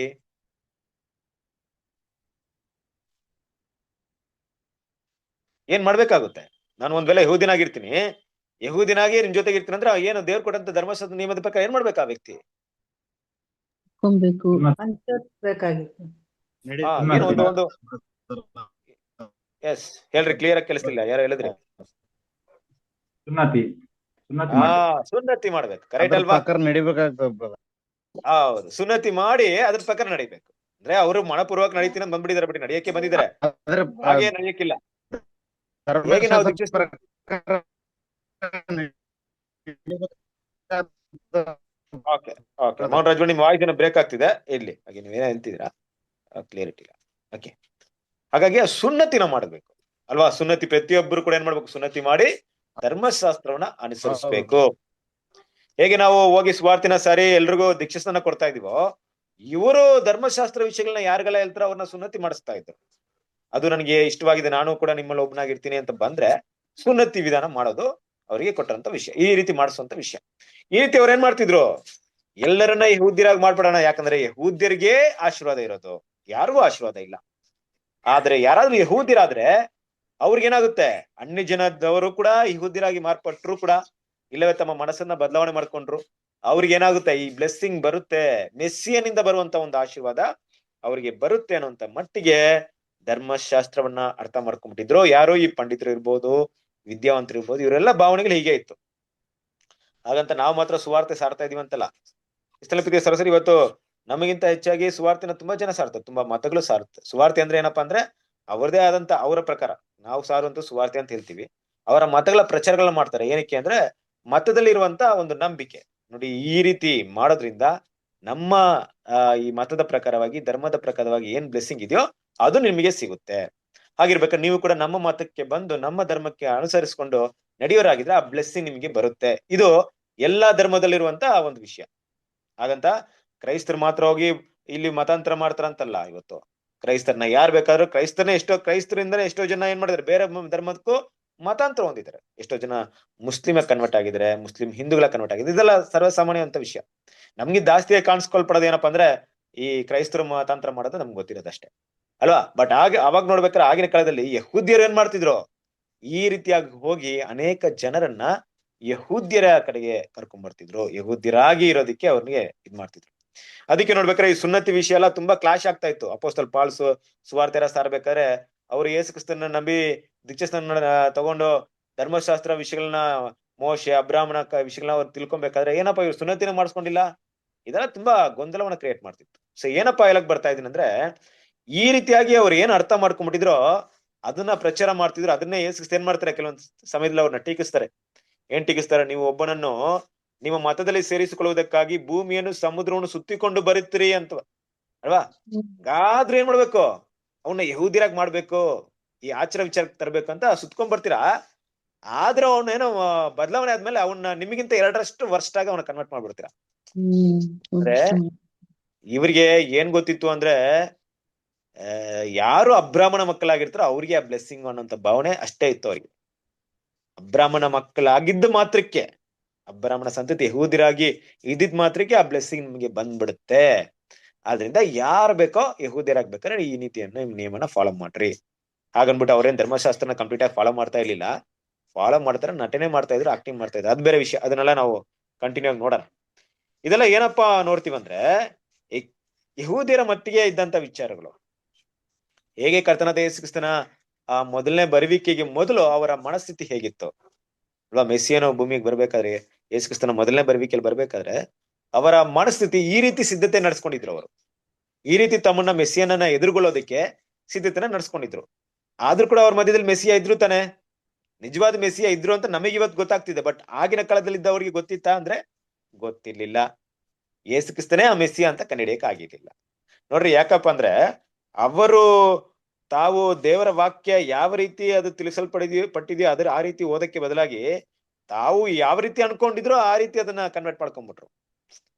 ಮೆಸ್ಸಿಯನ್ ಅಂದ್ರೆ ಏನಪ್ಪಾ ಸತ್ಯವೇದ ಹೇಳ್ತಿದಂತ ಹುಡ್ಕೋದಕ್ಕಿಂತ ಹೆಚ್ಚಾಗಿ ಅವರ ಮನಸ್ಸಿನ ಭಾವನೆಗಳು ಯಾವ ರೀತಿ ಇತ್ತೋ ಅದೇ ರೀತಿ ಅದಿದೆ ಅಂದ್ಬಿಟ್ಟು ಅರ್ಥ ಮಾಡ್ಕೊಂಡ್ಬಿಟ್ರು ಅಲ್ವಾ? ಸೊ ಇದು ತುಂಬಾ ಎಲ್ಲರ ಕಡೆ, ಎಲ್ಲಾ ಒಂದು ಕ್ರೈಸ್ತವ ವರ್ಗದವರು ಇರ್ಬೋದು, ಇಲ್ಲವೇ ಸತ್ಯವನ್ನ ಓದುವಂತ ದೇವರ ಮಕ್ಕಳಿರ್ಬೋದು, ಎಡರು ಬೀಳುವಿಕೆಗೆ ಇರುವಂತ ಮುಖ್ಯವಾದ ಕಾರಣ ಏನಪ್ಪಾ ಅಂದ್ರೆ ಇದು ಒಂದು ವಿಷಯ. ಏನು ಅದು ಕಾರಣ? ಯಾವ ಕಾರಣದಿಂದ ಎಡರು ಬೀಳ್ತಾರೆ ಅಂತ ನೋಡಿದ್ರೆ, ವಾಕ್ಯಗಳನ್ನ ಓದ್ಬೇಕಾದ್ರೆ ಬ್ಲೈಂಡ್ ಮೈಂಡ್ ಇಂದ ಓದ್ಬೇಕು. ವಾಕ್ಯ ಏನ್ ಹೇಳುತ್ತೋ ಕೇಳೋಣ ಅಂತ ಬದಲಾಗಿ ನಾನೇನ್ ಅನ್ಕೊಂಡಿದ್ದೀನಿ ಹಂಗೆ ವಾಕ್ಯ ಇದಾನಂತ ಯಾವಾಗ್ಲೂ ಓದ್ಬಾರ್ದು. ಇದು ಅವರ ಬೀಳುವಿಕೆಗೆ ಮೊದಲನೇ ಒಂದು ಮುಖ್ಯವಾದಂತ ಒಂದು ಕಾರಣವಾಗಿತ್ತು. ದೇವ್ರು ಹೇಳೋದನ್ನ ಕೇಳಕ್ಕಿಂತ ನಾನೇನ್ ಇಷ್ಟಪಡ್ತೀನಿ ಅದೇ ದೇವ್ರು ಹೇಳ್ತೀರ ಅನ್ನೋಂತ ಭಾವನೆ. ಅದು ತುಂಬಾ ತಪ್ಪಾದ ಒಂದು ಅಭಿಪ್ರಾಯವಾಗಿತ್ತು ಅನ್ನೋ ವಿಷಯವನ್ನ ನೋಡ್ತೀವಿ. ಸೊ ಓಕೆ, ಮುಂದಿನ ವಿಷಯವನ್ನು ನೋಡೋಣ. ಕಂಟಿನ್ಯೂ ಮಾಡ್ರಿ. ಓದ್ಬೇಕಾ ಬ್ರದರ್? ಓದ್ರಿ ಅಮ್ಮ, ಓದಿಷ್ಟು. ಇದು ಇಂದು ಹೆಸರು ಮಾತ್ರದ ಕ್ರೈಸ್ತ ಪ್ರಪಂಚದ ವಿಚಾರ ಸರಣಿಗೆ ಎಷ್ಟು ಸಮಾನ ರೂಪವಾಗಿದೆ ಅಲ್ಲವೇ? ಸಾಮಾನ್ಯ ಜನರಿಗೆ ಕ್ರಿಸ್ತನು ತಿರುಗಿ ಬರುತ್ತಾನೆಂಬ ವಾಗ್ದಾನದ ಬಗ್ಗೆ ಗಮನವನ್ನು ಸೆಳೆಯುವಾಗ ಮತ್ತು ಅಪೋಸ್ತಲರುಗಳು ಹಾಗೂ ಪ್ರವಾದಿಗಳು ಕ್ರಿಸ್ತನ ಎರಡನೆಯ ಆಗಮನದಲ್ಲಿ ಸಹಸ್ರಮಾನವು ಪುನಃ ವರ್ಷದ ಕಾಲವು ಫಲಿಸುತ್ತದೆ ಎಂಬುದಾಗಿ ಭವಿಷ್ಯವಾಣಿಯನ್ನು ನುಡಿದಿದ್ದಾರೆ. ಅಪೋಸ್ತಲ ಕೃತ್ಯಗಳು 3ನೇ ಅಧ್ಯಾಯ 19-21 ಎಂದು ತಿಳಿಸುವಾಗ ಕ್ರಿಸ್ತನ ಪ್ರಥಮ ಆಗಮನದಲ್ಲಿ ಅದೇ ವರ್ಗದವರು ಮಾಡಿದಂತೆ ಅವರು ಸತ್ಯವನ್ನು ಒಪ್ಪಿಕೊಳ್ಳುವಂತೆ ಮತ್ತು ಅದರಲ್ಲಿ ಉಲ್ಲಾಸಿಸುವಂತೆ ಬಾಗುತ್ತಾರೆ. ಆದರೆ ಇಂದು 1800 ವರ್ಷಗಳ ಹಿಂದೆ ಮಹಾಯಾಜಕರು ಆಳುವವರಾಗಿದ್ದಂತೆ ಬಹಳ ಮುಂದುವರೆದ ಕಲ್ಪನೆಗಳಿವೆ. ಲೋಕದಲ್ಲಿ ಶಾಂತಿ ಮತ್ತು ಮನುಷ್ಯರೊಳಗೆ ಸಮಾಧಾನ ಎಂಬ ಸಹಸ್ರಮಾನದ ವಾಗ್ದಾನಗಳನ್ನು ಕರ್ತನ ವ್ಯಕ್ತಿಗತ ಆಗಮನವಿಲ್ಲದೆ ತಮ್ಮ ಸ್ವಂತ ಪ್ರಯತ್ನ, ನಿಯೋಗ ಮುಂತಾದವುಗಳಿಂದ ತಂದುಕೊಳ್ಳಬೇಕಾಗಿದೆ ಎನ್ನುತ್ತಾರೆ. ಈ ರೀತಿಯಾಗಿ ಅವರು ದ್ವಿತೀಯಾಗಮನದ ವಾಗ್ದಾನಗಳನ್ನು ಮತ್ತು ಬರಲಿರುವ ರಾಜ್ಯದ ವಿಷಯಗಳನ್ನು ನಿರರ್ಥಕಗೊಳಿಸುತ್ತಾರೆ. Okay, thank you. ಕ್ರಿಸ್ತನಲ್ಲಿ ಪ್ರೀತಿಯ ಸಹೋದರರೇ, ನೋಡ್ರಿ, ದೇವರ ಸತ್ಯವಾಕ್ಯವನ್ನ ಇವತ್ತು ನಾವು ಅರ್ಥ ಮಾಡ್ಕೊಬೇಕಾಗಿರೋದು ದೇವರ ಒಂದು ಚಿತ್ತವಾಗಿದೆ. ಅದು ನಾವು ಅರ್ಥ ಮಾಡ್ಕೊಬೇಕಂಬಿಟ್ಟು ದೇವ್ರು ಬಯಸ್ತಾ ಇದ್ದಾರೆ. ಹೆಚ್ಚಾಗಿ ಅಂತ್ಯಕಾಲದಲ್ಲಿರುವಂತಹ ಪ್ರವಾದನೆಗಳನ್ನ ಸ್ಪಷ್ಟವಾಗಿ ಅರ್ಥ ಮಾಡ್ಕೊಬೇಕ್ಬಿಟ್ಟು ದೇವರ ಒಂದು ಅಪೇಕ್ಷೆ ಇದೆ. ಅವರು ಅದನ್ನ ಇಷ್ಟಪಡ್ತಾ ಇದ್ದಾರೆ. ಸೊ ಕಾರಣ ಏನು? ಆ ರೀತಿ ನನ್ನ ಮಕ್ಕಳು ತಿಳ್ಕೊಬೇಕು ಅಂತ ಉದ್ದೇಶ ಇದೆ. ಕಾರಣ ಏನು ಅಂತ ನೋಡ್ಬೇಕಾದ್ರೆ ಕ್ರಿಸ್ತನ ಪ್ರೀತಿಯ ಸಹೋದರರೇ, ದೇವರು ತನ್ನ ರಹಸ್ಯಗಳನ್ನ ನಿಜವಾದ ತನ್ನ ಭಕ್ತರಿಗೆ ತಿಳಿಸಕ್ಕೆ ಇಷ್ಟಪಡ್ತಿದ್ದಾರೆ. ಅದು 2 ಮುಖ್ಯವಾದ ಕಾರಣಗಳಿಂದ ಇರ್ಬೋದು. ಒಂದು, ಈ ಲೋಕಕ್ಕೆ ಬರುವಂತ ವಿನಾಶದಿಂದ ಅವ್ರು ತಪ್ಪಿಸ್ಕೊಬೇಕು, ಅವರ ಸ್ವಂತ ರಕ್ಷಣೆಯನ್ನ ಅವ್ರು ನೆರವೇರಿಸಿ ಮುಗಿಸ್ಬೇಕು ಅಲ್ವಾ? ಇದೆರಡು ಕೂಡ ತುಂಬಾ ಮುಖ್ಯವಾದ ವಿಷಯ. ಯಾವಾಗ ಈ ವಿಚಾರಗಳು ನಮ್ಮ ಮನಸ್ಸಿಗೆ ಬರುತ್ತೋ, ಈ ಸತ್ಯವನ್ನ ನಾವು ಸ್ಪಷ್ಟವಾಗಿ ಅರ್ಥ ಮಾಡ್ಕೊಳ್ತೀವೋ, ನಮ್ಮ ಮನಸ್ಸಿನಲ್ಲಿ ಸಾಮಾನ್ಯವಾಗಿ ಪ್ರೇರಣೆ ಮಾಡುವಂತ ಒಂದು ಮಾತು ಏನಪ್ಪಾ ಅಂದ್ರೆ, ಹೌದು, ಯಾವ ಪ್ರವಾದನೆ ಹೇಳಿದೆಯೋ ಆ ರೀತಿ ನಡೀತಾ ಇದೆ. ಆದ್ರಿಂದ ಆದಷ್ಟು ಬೇಗ ನಿನ್ನ ಓಟವನ್ನು ಮುಕ್ತಾಯ ಮಾಡು, ನಿನ್ನ ಓಟವನ್ನು ಓಡಿ ಮುಗಿಸು. ಇಲ್ಲದಿದ್ರೆ ಲೋಕಕ್ಕೆ ಬರುವಂತ ಅಪಾಯದಲ್ಲಿ, ಲೋಕಕ್ಕೆ ಬರುವಂತ ಆ ಒಂದು ಮಹಾ ಸಂಕಟದಲ್ಲಿ ನೀನು ಸಿಗ್ಲಾಕೊಳ್ತೀಯಾ? ಇನ್ನೊಂದು ವಿಷಯ ನಮ್ಮ ಮೈಂಡ್ ಅಲ್ಲಿ ಬಂದ್ಬರುತ್ತೆ. ಯಾಕೆ ಈ ವಿಷಯ ಹೇಳಕ್ ಹೋಗ್ತಿದೆ ಅಂದ್ರೆ, ಕ್ರಿಸ್ತನಲ್ಲಿ ಪ್ರೀತಿಯ ಸಹೋದರರೇ, ಯಾವ ಒಂದು ಯಹೂದ್ಯರ ಮಧ್ಯದಲ್ಲಿದ್ದಂತ ಸದುಸೇಯರು, ಪರಿಸೇಯರು, ಸದ್ದುಕಾಯರು, ಇಲ್ಲವೇ ಶಾಸ್ತ್ರಿಗಳು, ಪಂಡಿತರು ಮಾಡಿದಂತ ಅದೇ ತಪ್ಪನ್ನ ಇವತ್ತು ಈ ಒಂದು ಸುವಾರ್ಥ ಯುಗದಲ್ಲಿ ನಡೀತಾ ಇರೋದನ್ನ ನಾವು ನೋಡ್ಬೋದು. ಯಾವ ರೀತಿ ನಡೀತಾ ಇದೆ? ಸೇಮ್ ಅದೇ ರೀತಿಯಾದಂತ ಒಂದು ಸಮಾನ ರೂಪವಾಗಿರುವಂತ ವಿಷಯ ಇಲ್ಲಿ ಕೂಡ ನಡೀತಾ ಇದೆ ಅಲ್ವಾ? ಅದು ಯುಗದ ಅಂತ್ಯ, ಯಹೂದ್ಯ ಯುಗದ ಅಂತ್ಯ. ನಾವು ಸುವಾರ್ಥ ಯುಗದ ಅಂತ್ಯ. ಅಲ್ಲಿ ಒಂದು ಸುಗ್ಗಿ ಕಾರ್ಯ ನಡೀತು, ಇಲ್ಲಿ ಒಂದು ಸುಗ್ಗಿ ಕಾರ್ಯ ನಡೀತಾ ಇದೆ. ನಮ್ಮ ಟಾಪಿಕ್ ಅದೇ ಅಲ್ವಾ? ಸುಗ್ಗಿ ಕಾರ್ಯದ ಬಗ್ಗೆ ನೋಡ್ತಾ ಇದ್ವಿ. ಆ ಸುಗ್ಗಿ ಕಾರ್ಯಗೆ ಸಂಬಂಧಪಟ್ಟಂತ ಟಾಪಿಕ್ ನಾವು ಸ್ಟಡಿ ಮಾಡ್ತಾ ಇದ್ವಿ. ಅಲ್ಲಿ ಸುಗ್ಗಿ ಕಾರ್ಯ ನಡಿಬೇಕಾದ್ರೆ ಏನೆಲ್ಲ ವಿಚಾರಗಳು ನಡೀತೋ ಅದು ಆಂಟಿಟೈಪಿಕಲ್ ಆಗಿ, ಇಲ್ಲವೇ ಆ ವಿಷಯವನ್ನ ತುಂಬಾ ಸ್ಪಷ್ಟವಾಗಿ ನಾವು ಅರ್ಥ ಮಾಡ್ಕೊಬೇಕು. ಅಲ್ಲಿ ನಡೆದಿರುವಂತ ಘಟನೆ ಅದಕ್ಕೆ ಅನುರೂಪವಾಗಿ ಬೇರೆ ಯಾವುದೇ ರೀತಿಯಲ್ಲಿ ಇಲ್ಲೂ ನಡಿಬೇಕು ಅಂತ. ನೋಡ್ರಿ, ಅಪೊಸ್ತಲರು ಹೇಳ್ಬೇಕಾದ್ರೆ ಎಲ್ಲವನ್ನು ತಿರುಗಿ ಕೊಡುವಂತ ಒಂದು ಕಾಲ ಬರುತ್ತೆ. ಅದು ಕ್ರಿಸ್ತನ 1000 ವರ್ಷ ಆಳ್ವಿಕೆ, ಕರ್ತನಾದ ಯೇಸು ಕ್ರಿಸ್ತನ 2ನೇ ಬರುವಿಕೆ ಅಲ್ವಾ ಅನ್ನುವಂತ ಒಂದು ಪ್ರವಾದನೆಯನ್ನು ನುಡಿದಿದ್ದಾರೆ. ಇಲ್ಲಿ ಭವಿಷ್ಯವಾಣಿ ಅಂತ ಹಾಕಿದರೆ, ಆ ಭವಿಷ್ಯವಾಣಿ ಅಂತ ಹೇಳಿದಾಗ ಅಲ್ಲಿ ಕನ್ಫ್ಯೂಷನ್ ಆಗ್ಬಿಡ್ರಿ, ಅದು ಪ್ರವಾದನೆ ವಾಕ್ಯ, ಯಾಕಂದ್ರೆ ಆ ರೀತಿ ಟ್ರಾನ್ಸ್ಲೇಷನ್ ಇದೆ. ಆ ರೀತಿಯಲ್ಲಿದ್ದಂತ ಪ್ರವಾದನೆ ವಾಕ್ಯಗಳನ್ನ ಅಪೊಸ್ತಲರು ಗಮನಿಸಿದ್ರು. ಅಪೊಸ್ತಲರು ಗಮನಿಸ್ಬೇಕಾದ್ರೆ ನೋಡಿ, ಅಪೊಸ್ತಲ ಕೃತ್ಯದಲ್ಲಿ ಬರುವಂತ ಪೇತ್ರನು ಮಾತಾಡ್ಬೇಕಾದ್ರೆ ಈ ಮಾತನ್ನ, ಕರ್ತನಾದ ಯೇಸು ಕ್ರಿಸ್ತನು ಮತ್ತೆ ಬರ್ಬೇಕಾಗಿತ್ತು, ಬಂದು ಎಲ್ಲವನ್ನ ಸರಿ ಮಾಡ್ಬೇಕಾಗಿತ್ತು, ಆದ್ರೂ ಕೂಡ ಅವರು ಸರಿ ಮಾಡುವಂತ ಕಾಲ ಇದು ಮೊದಲನೇ ಬರುವಿಕೆ ಅಲ್ಲ, ಮತ್ತೆ ಅವ್ರು ತಿರುಗಿ ಬರ್ತಾರೆ, ಬಂದು ಎಲ್ಲವನ್ನ ಸರಿ ಮಾಡ್ತಾರೆ ಅನ್ನುವಂತ ವಿಷಯವನ್ನ ಸ್ಪಷ್ಟವಾಗಿ ಅಲ್ಲಿ ತಿಳಿಸಿದ್ರು. ಕ್ರಿಸ್ತನ ಪ್ರೀತಿಯ ಸಹೋದರರೇ, ಈ ವಾಕ್ಯ ಏನನ್ನ ತಿಳಿಸ್ಕೊಡ್ತಿದೆ ಅಂದ್ರೆ, ಇಡೀ ಲೋಕವನ್ನ ಸರಿ ಮಾಡುವಂತ ಒಂದು ಕೆಲಸ, ಇಡೀ ಲೋಕದಲ್ಲಿರುವಂತ ಪಾಪ, ಇಲ್ಲಿರುವಂತ ಕೆಡುಕು, ಎಲ್ಲಾ ವಿಧವಾದಂತ ದೇವರಿಗೆ ಅಸಹ್ಯವಾದಂತ ಎಲ್ಲಾ ವಿಷಯವನ್ನ ತೆಗೆದಾಕಿ ಒಂದು ನೀತಿ ಸಮಾಧಾನ ವಾಸ ಮಾಡುವಂತ ನೂತನ ಭೂಮಿ ಆಕಾಶ ಬರ್ಬೇಕಾದ್ರೆ ಅದು ಯಾರಿಂದ ಮಾತ್ರ ಸಾಧ್ಯತೆ ಇದೆ ಅಂತ ನೋಡ್ಬೇಕಾದ್ರೆ ನಮ್ಮ ಕರ್ತನಾದ ಯೇಸು ಕ್ರಿಸ್ತನಿಂದ ಮಾತ್ರ ಸಾಧ್ಯತೆ ಇದೆ. ಅದು ಬಿಟ್ರೆ ಬೇರೆ ಯಾರಿಂದನೂ ಸಾಧ್ಯತೆ ಇಲ್ಲ. ಕರೆಕ್ಟ್ ಅಲ್ವಾ? ಇವತ್ತು ಪ್ರಪಂಚದಲ್ಲಿ ಯಾವುದೇ ಒಂದು ಮಿನಿಸ್ಟರ್ ಬಂದ್ರೆ ನಾನು ಹಂಗ್ ಮಾಡ್ಬಿಡ್ತೀನಿ, ಹಿಂಗ್ ಮಾಡ್ಬಿಡ್ತೀನಿ, ನಾನು ನೋಡು ಎಲ್ಲ ಉಲ್ಟಾ ಮಾಡ್ಬಿಡ್ತೀನಿ, ಸೀದಾ ಮಾಡ್ಬಿಡ್ತೀನಿ, ನಿಮ್ಮ ಸಮಸ್ಯೆ ಎಲ್ಲ ಪರಿಹಾರ ಮಾಡ್ಬಿಡ್ತೀನಿ ಅಲ್ವಾ, ನಾನ್ ಬಂದು ಏನ್ ಮಾಡ್ಬಿಡ್ತೀನಿ ಅಂದ್ರೆ, ಅದೆಲ್ಲ ಬರೀ ಬಾಯಿ ಮಾತು ಅಲ್ವಾ? ನಿಜ ಸ್ಥಿತಿನ ತಿಳಿದಿರುವಂತವ್ರ ಮಾತು ಯಾರಿಂದನೂ ಆಗಲ್ಲ. ಅದೇ. ಯಾರೊಬ್ರು ಒಬ್ಬ ರಾಜ್ಯವನ್ನೇ ಬದಲಾವಣೆ ಮಾಡಕ್ಕಾಗಲ್ಲ. ಇನ್ನು ಲೋಕದ ಕಥೆ ಹೆಂಗೆ ಅಲ್ವಾ? ಅದು ಆಗೋದೇ ಇಲ್ಲ. ಯಾಕಂದ್ರೆ ಇಲ್ಲಿರುವಂತ ಒಂದು ಕೆಟ್ಟ ಒಂದು ಮನುಷ್ಯನ ಒಂದು ಸ್ವಾರ್ಥತೆ ಬುದ್ಧಿ ಇದೆಯಲ್ಲ, ಅದು ಅವನ ವಿನಾಶಕ್ಕೆ ಕರ್ಕೊಂಡು ಹೋಗ್ತಾ ಇದೆ. ಈ ಪ್ರಪಂಚದಲ್ಲಿ ಆ ಒಂದು ಗುಣಗಳನ್ನ ತೋರ್ಸಕ್ಕೆ ಯಾರಿಂದನೂ ಆಗಲ್ಲ. ಒಂದು ವ್ಯಕ್ತಿ ಒಳ್ಳೆ ಅಧಿಕಾರದಲ್ಲಿ ಒಳ್ಳೆ ಭಾವನೆಯಲ್ಲಿದ್ರೆ ಆತನ್ನ ನಾಶ ಮಾಡಕ್ಕೆ ಹಲವಾರು ಸಿಸ್ಟಮ್ ಇದೆ ಇವತ್ತು. ಅವನು ಒಂದು ಓಕೆ ಒಂದು ಅವನು ಕೆಟ್ಟವನಾಗ್ಬೇಕು, ಇಲ್ಲವೇನ್ ಮಾಡ್ಬೇಕು, ಅವನು ಒಳ್ಳೆ ಕೆಲಸ ಮಾಡದೇ ಇರ್ಬೇಕು ಅಲ್ವಾ? ಇದೇ ಇವತ್ತಿರುವಂತ ಪರಿಸ್ಥಿತಿಗಳ ಒಂದು ಏನಂತೀವಿ ಇದನ್ನ, ಇದು ಯಾರಿಂದಲೇ ಏನು ಬದಲಾವಣೆ ಮಾಡಕ್ಕಾಗಲ್ಲ. ಹಾಗೆ ಇವತ್ತು ಈ ಮಾತನ್ನ ನಾವು ಅಪೊಸ್ತಲರ ಕೃತ್ಯ 3ನೇ ಅಧ್ಯಾಯ 19ರಿಂದ 21 ವಾಕ್ಯವನ್ನು ತಗೊಂಡಾಗ ಸಮಸ್ತವನ್ನು ಸರಿ ಮಾಡುವಂತ ಕಾಲ, ಎಲ್ಲರನ್ನೂ ಆಶೀರ್ವಾದ ಮಾಡುವಂತ ಕಾಲ, ಅದು ಕರ್ತನಾದ ಯೇಸು ಕ್ರಿಸ್ತನ ಎರಡನೇ ಬರುವಿಕೆ ಅಂತ ಅಪೊಸ್ತಲರು ಹೇಳಿದ್ರು ಕೂಡ ಇವತ್ತು ಕ್ರೈಸ್ತರ ಮಧ್ಯದಲ್ಲಿ ಹೇಗಿದೆ ಅಂದ್ರೆ, ಇಲ್ಲಪ್ಪ ಯೇಸು ಕ್ರಿಸ್ತ 1000 ವರ್ಷ ಬರೋದಕ್ಕಿಂತ ಮೊದ್ಲೇ ನಾವು ಇಡೀ ಲೋಕವನ್ನ ಸಮಾಧಾನ ಮಾಡ್ಬಿಡ್ತೀವಿ, ಶಾಂತಿ ನೆಲೆಗೊಳಿಸ್ತೀವಿ, ಸಮಾಧಾನ ಬರುತ್ತೆ, ನಿಮ್ಗೆ ಆಶೀರ್ವಾದ ಬರುತ್ತೆ, ಬ್ಲೆಸ್ಸಿಂಗ್ ಬರುತ್ತೆ. ಮಹಾಯಾಜಕರಿಗಿಂತ ವಿಭಿನ್ನವಾದರು ಈಗ ಅಲ್ವಾ? ಅವಾಗಿದ್ದಂತ ಒಂದು ಜನರಿದ್ದಲ್ಲ, ಆ ಒಂದು ಆಡಳಿತ ವರ್ಗದವರು, ಧಾರ್ಮಿಕದಲ್ಲಿ ತುಂಬಾ ಮೇಲಿನ ವರ್ಗದವರು ಇದ್ರಲ್ಲ, ಸದುಸೇರು ಪರಿಸೇರು ಇವರೆಲ್ಲ ಇದ್ರಲ್ಲ. ಈ ರೀತಿಯಾಗಿ ಇವತ್ತಿರುವಂತ ಒಂದು ಸಿಸ್ಟಮ್ ಯಾವ ರೀತಿ ಇದೆ ಅಂದ್ರೆ ತುಂಬಾ ವಿಭಿನ್ನ. ಅವರು ಆದ್ರೆ ಏನ್ ಮಾಡ್ತಿದ್ರು, ಆ ಮೆಸ್ಸಿಯನ್ ಬರ್ತಾರೆ, ಬಂದ್ಬಿಡ್ರಿ, ನಮ್ಮ ಯಹೂದ್ಯರ ಆಗ್ಬಿಡ್ರಿ, ಆ ಬ್ಲೆಸ್ಸಿಂಗ್ ನಿಮ್ಗೆ ಬರುತ್ತೆ ಅಂತ ಯಾವ್ದೇ ರೀತಿಯಲ್ಲಿ ಇದ್ರು. ನಟನೆ ಮಾಡ್ಕೊಂಡು ಆ ವೇಷ ಹಾಕೊಂಡು ನಾವು ಕೂಡ ತುಂಬಾ ಪರಿಶುದ್ಧವಾಗಿದ್ದೀವಿ, ನಮ್ ತರ ಆಗ್ಬಿಡ್ರಿ, ನಮ್ ತರ ಆದ್ರೆ ಮಾತ್ರ ನಿಮ್ಗೆ ಏನಿರುತ್ತೆ, ಮೆಸ್ಸಿಯನ್ ಬಂದಾಗ ನಿಮ್ನ ಅಂಗೀಕರಿಸ್ತಾರೆ, ಇಲ್ಲಾಂದ್ರೆ ನಿಮ್ನ ಅಂಗೀಕರಿಸಲ್ಲ, ಈ ರೀತಿ ಪಾತ್ರೆಗಳನ್ನ ತೋಲಿರಿ, ಈ ರೀತಿ ದಶಮ ಭಾಗನ ಕೊಡ್ರಿ, ಈ ರೀತಿ ಕೆಲ್ಸಗಳನ್ನ ಮಾಡ್ಕೊಂಡು ಹೋಗ್ರಿ ಅಂದ್ಬಿಟ್ಟು ಈ ಮನುಷ್ಯ ಬೋಧನೆ ಕಲ್ಪನೆಗಳನ್ನ ತಿಳಿಸ್ಕೊಡೋದ್ರಲ್ಲಿ ತುಂಬಾ ಪ್ರವೀಣರಾಗಿದ್ರು ಅವರು. ಅದೇ ತರ ಇವತ್ತೇನಾಗ್ಬಿಟ್ಟಿದೆ, ಅದೇ ವರ್ಗದವರು ಅಲ್ವಾ, ಆಂಟಿಟಿಪಿಕಲ್ ಸದುಸೇಯರು ಮತ್ತು ಪರಿಸೇಯರು ಅಲ್ವಾ? ಅದು ಟೈಪ್ ಇಲ್ಲ ಆಂಟಿ ಟೈಪ್. ನೋಡ್ರಿ ಯಾವ ರೀತಿ ಇದೆ. ಆ ರೀತಿಯಾದಂತ ಸದುಸೇಯರು ಪರಿಸೇಯರು ಏನಪ್ಪಾ ಅಂದ್ರೆ, ಇಡೀ ಲೋಕವನ್ನ ಶಾಂತಿ ಸಮಾಧಾನಕ್ಕೆ ನಾವೇ ತಗೊಂಡೋಗ್ಬಿಡ್ತೀವಿ, ಯೇಸು ಕ್ರಿಸ್ತನ ಅವಶ್ಯಕತೆನೇ ಇಲ್ಲ, ನಮ್ ಕೈಯಿಂದ ಆಗುತ್ತೆ. ನಾವು ಪ್ರಾರ್ಥನೆ ಮಾಡಿ, ನಾವು ಉಪವಾಸ ಕೂಟಗಳನ್ನ ಮಾಡಿ, ನಾವು ಮಾಡೋ ಪ್ರಾರ್ಥನೆಗೆ ಎಂತಹ ಬಲ ಇದೆಯಂದ್ರೆ ಎಂತಹ ಸೈತಾನನ ತಂತ್ರಗುಪ್ಪಾಯಗಳನ್ನ ಕೂಡ ನಾವು ನಾಶ ಮಾಡ್ಬಿಡ್ತೀವಿ. ಇಡೀ ಭಾರತಕ್ಕೆ ನಾವು ದೊಡ್ಡ ಬ್ಲೆಸ್ಸಿಂಗ್ ನ ತಂದ್ಬಿಡ್ತೀವಿ. ಇಲ್ಲಿರುವಂತ ರಾಜ್ಯ ಅಧಿಕಾರಗಳ ವ್ಯವಸ್ಥೆನ ಮಾರ್ಪಡಿಸ್ತೀವಿ. ನೀವೆಲ್ಲ ಪ್ರಾರ್ಥನೆ ಮಾಡಿದ್ರೆ ಇವತ್ತು ಏನ್ ಮಾಡ್ತಾರೆ, ಒಂದು ಗೌರ್ಮೆಂಟ್ ನೇ ಚೇಂಜ್ ಮಾಡ್ಬೋದು ಅನ್ನುವಂತ ಒಂದು ಭಾವನೆಗಳನ್ನ ಬೆಳೆಸ್ಕೊಂಡಿದ್ದಾರೆ ಅಲ್ವಾ? ಕ್ರಿಸ್ತನ ಪ್ರೀತಿಯ ಸರಿಯೇ ಬಾಬಿಲೋನ್ ಸಿಸ್ಟಮ್ ಅಲ್ಲಿ ಇರುವಂತ ಪ್ರಾರ್ಥನೆಗಳನ್ನ ತೆಗೆದು ನೋಡ್ರಿ, ದೊಡ್ಡ ದೊಡ್ಡ ಮೀಟಿಂಗ್ ಅಲ್ಲಿ ಏನ್ ಪ್ರಾರ್ಥನೆ ಮಾಡ್ತಾರೆ ಅವರು? ಅಧಿಕಾರಿಗಳಿಗೆ ಪ್ರಾರ್ಥನೆ ಮಾಡಿ, ಗೌರ್ಮೆಂಟ್ಗೆ ಪ್ರಾರ್ಥನೆ ಮಾಡಿ, ಭಾರತಕ್ಕೆ ಪ್ರಾರ್ಥನೆ ಮಾಡಿ, ಕರ್ನಾಟಕಕ್ಕೆ ಪ್ರಾರ್ಥನೆ ಮಾಡಿ, ನಮ್ಮಿಂದ ಬದಲಾವಣೆ ಬರುತ್ತೆ ಆಗುತ್ತೆ ಅಂತ. ಈ ತಪ್ಪಾದ ಒಂದು ಭಾವನೆಗಳನ್ನ ಯಾರು ಇಟ್ಕೊಂಡಿರೋದು ಇವತ್ತು? ಈ ಒಂದು ಸಿಸ್ಟಮ್ ಇಟ್ಕೊಂಡಿರೋದು. ಯಾಕೆ ಈ ರೀತಿ ಸಿಸ್ಟಮ್ ಇಟ್ಕೊಂಡ್ಬಿಟ್ಟಿದೆ ಅಂದ್ರೆ, ಯಾವ ಒಂದು ತಪ್ಪನ್ನ ಸದುಸೇರು ಪರಿಸೇರು ಮಾಡಿದ್ರು, ಅವತ್ತಿರುವಂತ ಪಂಡಿತರು ಆ ಒಂದು ಏನೋ ವಿದ್ಯಾವಂತರು ಮಾಡಿದ್ರು, ಅದೇ ತಪ್ಪನ್ನ ಯಾರು ಮಾಡ್ತಾ ಇದಾರೆ? ಇವರು ಮಾಡ್ತಾ ಇದ್ದಾರೆ. ಶಾಸ್ತ್ರಗಳು ಹೇಳುವುದೇನು, ದೇವರ ವಾಕ್ಯ ಹೇಳುವುದೇನು ಅಂತ ನಿಜವಾದ ತಾತ್ಪರ್ಯವನ್ನ ಅರ್ಥ ಮಾಡ್ಕೊಳ್ಳದೆ ಮನುಷ್ಯರಿಂದ ಬೋಧಿಸಲ್ಪಟ್ಟಂತ ಅದೇ ಆಜ್ಞೆಗಳನ್ನ ಇಲ್ಲೂ ಕೂಡ ಏನ್ ಮಾಡ್ತಾ ಇದಾರೆ? ಇವರು ಮುಂದುವರ್ಸ್ಕೊಂಡು ಹೋಗ್ತಾ ಇದಾರೆ ಅಲ್ವಾ? ನಮ್ಮ ಕರ್ತನಾದ ಯೇಸು ಕ್ರಿಸ್ತನ ಬರುವಿಕೆ ಇಲ್ಲದೆ ಕೂಡ ನಾವು ಸಮಾಧಾನವನ್ನ ತಂದ್ಕೊಡಕ್ಕಾಗುತ್ತಾನ ಅಂತ ತಪ್ಪಾದ ಭಾವನೆಗಳಲ್ಲಿ ಇವತ್ತು ಈ ಎಂಟೈರ್ ಬಾಬಿಲೋನ್ ಸಿಸ್ಟಮ್ ಅಲ್ವಾ? ನಮ್ಮೊಳಗೆ ಬಾಬಿಲೋನ್ ಅಂದ್ರೆ ಅದು ದೃಢವಾಗಿರ್ಬೇಕು, ಕ್ಲಿಯರ್ ಆಗಿ ಅರ್ಥವಾಗ್ಬಿಡ್ಬೇಕು. ಬಾಬಿಲೋನ್ ಅಂದ್ರೆ ಅದು ಹೆಸರು ಕ್ರೈಸ್ತರ ಸಭೆ ಅನ್ನೋದು ನಮ್ಮ ಮೈಂಡ್ ಅಲ್ಲಿ ಬಂದ್ಬಿಡ್ಬೇಕು. ನಾವು ಅವ್ರ ಮುಂದೆ ಹೋಗಿ ಹೇಳಕ್ಕಾಗಲ್ಲ.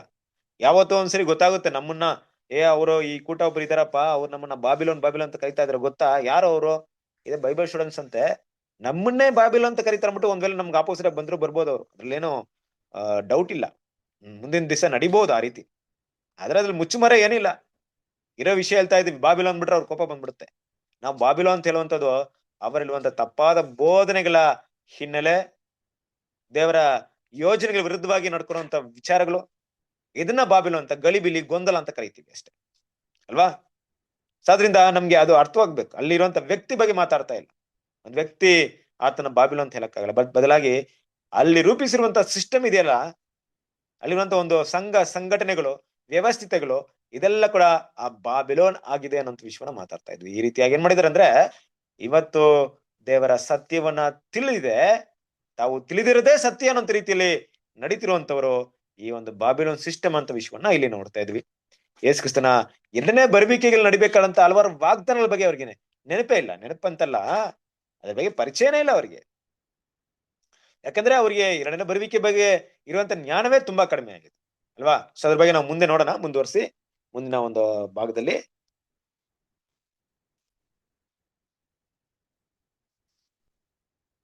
ಓದ್ಲಾ ಬ್ರದರ್? ಹೋದ್ರಿ ಯಾರೋ ಹೋದ್ರಿ, ಕಂಟಿನ್ಯೂ ಮಾಡಿ. ಓದ್ಲಾ ಬ್ರದರ್? ಸಂತೋಷ್ ಬ್ರೋ ಓದಿ. ಯಾರು ಮೊದಲು ಬರ್ತೀರೋ ಓದ್ರಿ. ಪ್ರಸ್ತುತ ಮಹಾಯಾಜಕರುಗಳು ಮತ್ತು ಆಡಳಿತಗಾರರು ಕ್ರೈಸ್ತ ಪ್ರಪಂಚದ ಪಾದ್ರಿಗಳು ತಮ್ಮನ್ನು ಮೋಸಪಡಿಸಿಕೊಂಡು ಮತ್ತು ಜನರನ್ನು ಮೋಸಪಡಿಸುತ್ತಾ ಅವರ ನಿಯೋಗ ಸೇವಾ ಪ್ರಯತ್ನಗಳು ಇನ್ನೇನು ಜಯ ಹೊಂದಲಿವೆ ಮತ್ತು ಅದು ಕರ್ತನಿಲ್ಲದೆ ಎಂದು ಈಗ ಅವರು ಪ್ರಪಂಚಕ್ಕೆ ಪವಿತ್ರ ಗ್ರಂಥದಲ್ಲಿ ವರ್ಣಿಸಿರುವ ಸಹಸ್ರಮಾನ ಎಲ್ಲಾ ಆಶೀರ್ವಾದಗಳನ್ನು ಪರಿಚಯಿಸುತ್ತಿದ್ದೇವೆ ಎಂಬ ಅಕ್ಕಿಳಿಕೆ ನೀಡುತ್ತಾರೆ ಮತ್ತು ಅವರುಗಳು ಅದನ್ನೇ ನಂಬಿರುವಂತೆ ಕಂಡುಬರುತ್ತಾರೆ. ಕ್ರಿಸ್ತನಲ್ಲಿ ಪ್ರೀತಿಯ ಸಹೋದರರೇ, ಎಷ್ಟೊಂದು ದೊಡ್ಡ ಒಂದು ವಿಪರ್ಯಾಸ ಅಂದ್ರೆ, ಎಷ್ಟು ದೊಡ್ಡ ಒಂದು ಮೋಸ ವಂಚನೆ ಅಂದ್ರೆ, ಅವರು ಮೋಸ ಹೊಂದುವಂತ ರೀತಿಯಲ್ಲಿ ಯಾರು ಮೋಸ ಹೊಂದಲ್ಲ. ಯಾರು ಬಾಬಿಲೋನ್ ಮೋಸ ಹೋಗುವಂತ ರೀತಿಯಲ್ಲಿ ಯಾರು ಮೋಸ ಹೋಗಲ್ಲ. ಹೇಗೆ ಅಂತ ಕೇಳ್ರಿ. ಇಡೀ ಲೋಕದಲ್ಲಿ ಜನರು ಹಲವಾರು ವಿಷಯದಲ್ಲಿ ಮೋಸ ಹೋಗಿದ್ರು ಕೂಡ ಕ್ರಿಸ್ತನ 1000 ವರ್ಷ ಆಳ್ವಿಕೆಯಲ್ಲಿ ಏನ್ ಮಾಡ್ತಾರೆ, ಎಲ್ಲ ಎದ್ದು ಬಂದು ಎಲ್ಲವನ್ನ ಪಡ್ಕೊಳ್ತಾರೆ. ಆದ್ರೆ ಕ್ರೈಸ್ತ ಸಮುದಾಯ ಹೆಂಗಿದೆ ಗೊತ್ತಾ? ಯಾವುದೋ ಒಂದು ವಿಷಯವನ್ನ ಇದೆ ಅಂತ ನಿಜ ನಂಬ್ಕೊಂಡು ಅದಕ್ಕೋಸ್ಕರ ಜೀವನವನ್ನ ಮಾಡ್ಕೊಂಡು ಅದೇ ನಂಬಿಕೆಯಲ್ಲಿ ಬೆಳೀತಾ ಇದಾರೆ ನೋಡ್ರಿ. ಕೊನೆಗೊಂದ್ ದಿವಸ ಅದು ಇಲ್ಲ ಅಂದ್ಮೇಲೆ ಅವರ ಮನಸ್ಸಿನ ಪರಿಸ್ಥಿತಿನ ಸ್ವಲ್ಪ ಯೋಚನೆ ಮಾಡ್ರಿ. ಕ್ರಿಸ್ತನ ಪ್ರೀತಿಯ ಸಹೋದರರೇ, ಇವತ್ತಿನ ಒಂದು ಕ್ರೈಸ್ತ ಸಮುದಾಯದಲ್ಲಿರುವಂತ ವಿಚಾರಗಳನ್ನ ತಗೊಂಡಾಗ ಅವರ ಭಾವನೆಗಳಿಷ್ಟೇ. ಏನಪ್ಪಾ ಅಂದ್ರೆ, ಯೇಸು ಕ್ರಿಸ್ತನ ಅಂಗೀಕರಿಸಿದೇನಾ, ನನ್ ಪರಲೋಕ, ನನಗೆ ಸಮಾಧಾನ, ಈ ಭೂಮಿಯಲ್ಲಿರುವಂತ ಎಲ್ಲಾ ಆಶೀರ್ವಾದ ನನಗೋಸ್ಕರ ಇರೋದು, ದೇವ್ರು ನನ್ನ ಖಂಡಿತ ಆಶೀರ್ವಾದ ಮಾಡ್ತಾರೆ, ಬೇರೆ ಯಾರಿಗೂ ಯಾವುದೇ ರೀತಿ ಬ್ಲೆಸ್ಸಿಂಗ್ ಇಲ್ಲ ಅಂತ ತಿಳ್ಕೊಂಡು ಈ ಭೂಮಿಯಲ್ಲಿ ಅವ್ರ ಜೀವನ ಮಾಡ್ತಿರ್ಬೇಕಾದ್ರೆ ಒಂದು ದಿನ ಪುನರ್ತನಾಗಿ ಬರ್ಬೇಕಾದ್ರೆ ಅವರು ಪರಲೋಕಕ್ಕೆ ಹೋಗದೆ ಇಡೀ ಭೂಲೋಕದ ಜನರ ಮಧ್ಯೆ ನಿಂತ್ಕೊಂಡಿರ್ಬೇಕಾದ್ರೆ ಅವರ ಮೋಸದ ಕುರಿತು ಅವ್ರು ಹೆಂಗ್ ತಿಳ್ಕೊಳ್ತಾರೆ ಯೋಚನೆ ಮಾಡ್ರಿ. ಈ ಓಟವನ್ನ ಓಡಿರಲ್ಲ, ಆದ್ರೆ ಇಡೀ ಲೋಕ ಕೂಡ ಅವ್ರ ಪಕ್ಕದಲ್ಲಿ ಬಂದು ನಿಂತ್ಕೊಂಡಿರುತ್ತೆ. ಎಲ್ಲಾ ಜನರು ಕೂಡ ಪುನರ್ತನದಲ್ಲಿ ಅವ್ರ ಜೊತೆ ನಿಂತಿರ್ತಾರೆ, ಇವ್ರು ಕೂಡ ಅವ್ರ ಜೊತೆ ನಿಂತಿರ್ತಾರೆ. ಇವಾಗ ಯೋಚನೆ ಮಾಡ್ರಿ, ಅವರ ಮೋಸ ಹೋಗಿರುವಂತ ವಿಷಯ ಎಷ್ಟರ ಮಟ್ಟಿಗೆ ಅವರಿಗೆ ಆ ಒಂದು ಮನಸ್ಸಿನ ಒಂದು ಭಾವನೆಗಳನ್ನ ಅರ್ಥ ಮಾಡ್ಕೊಳ್ರಿ. ಯಾಕಂದ್ರೆ ಇದೇ ದೇವರ ಸತ್ಯ. ದೇವರ ಸತ್ಯವನ್ನ ಬಿಟ್ಟು ಬೇರೆ ಯಾವುದೇ ವಿಷಯಗಳನ್ನ ನಾವು ಮಾತಾಡ್ತಾ ಇದ್ದಿದ್ದೆ ಆದ್ರೆ, ಇಲ್ಲವ ಅದನ್ನ ನಂಬ್ಕೊಂಡಿದ್ದಿದ್ದೆ ಆದ್ರೆ ನಾವು ಮೋಸ ಹೋಗೋದ್ರಲ್ಲಿ ಯಾವುದೇ ಸಂದೇಹವಿಲ್ಲ.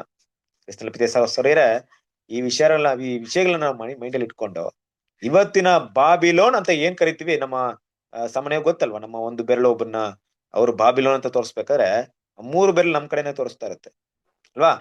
ಅವರು ಬಾಬಿಲೋನ್ ಹೇಳೋದಲ್ಲ ನಮ್ಮ ಕೆಲಸ. ನಮ್ಮಲ್ಲಿ ಬಾಬಿಲೋನಿನ ಗುಣಗಳು ಕಾಣಿಸಲ್ಪಡ್ತಿದ್ಯಾ ಅನ್ನೋದನ್ನ ಅದನ್ನ ಪರೀಕ್ಷೆ ಮಾಡಿ ತಿಳ್ಕೊಳ್ಳೋದಷ್ಟೇ ನಮ್ಮ ಕೆಲಸ.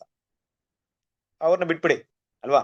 ಕುರುಡರು ದಾರಿ ತೋರಿಸಿದ್ರೆ ಇಬ್ರು ಹಳ್ಳದಲ್ಲಿ ಬೀಳ್ತಾರೆ.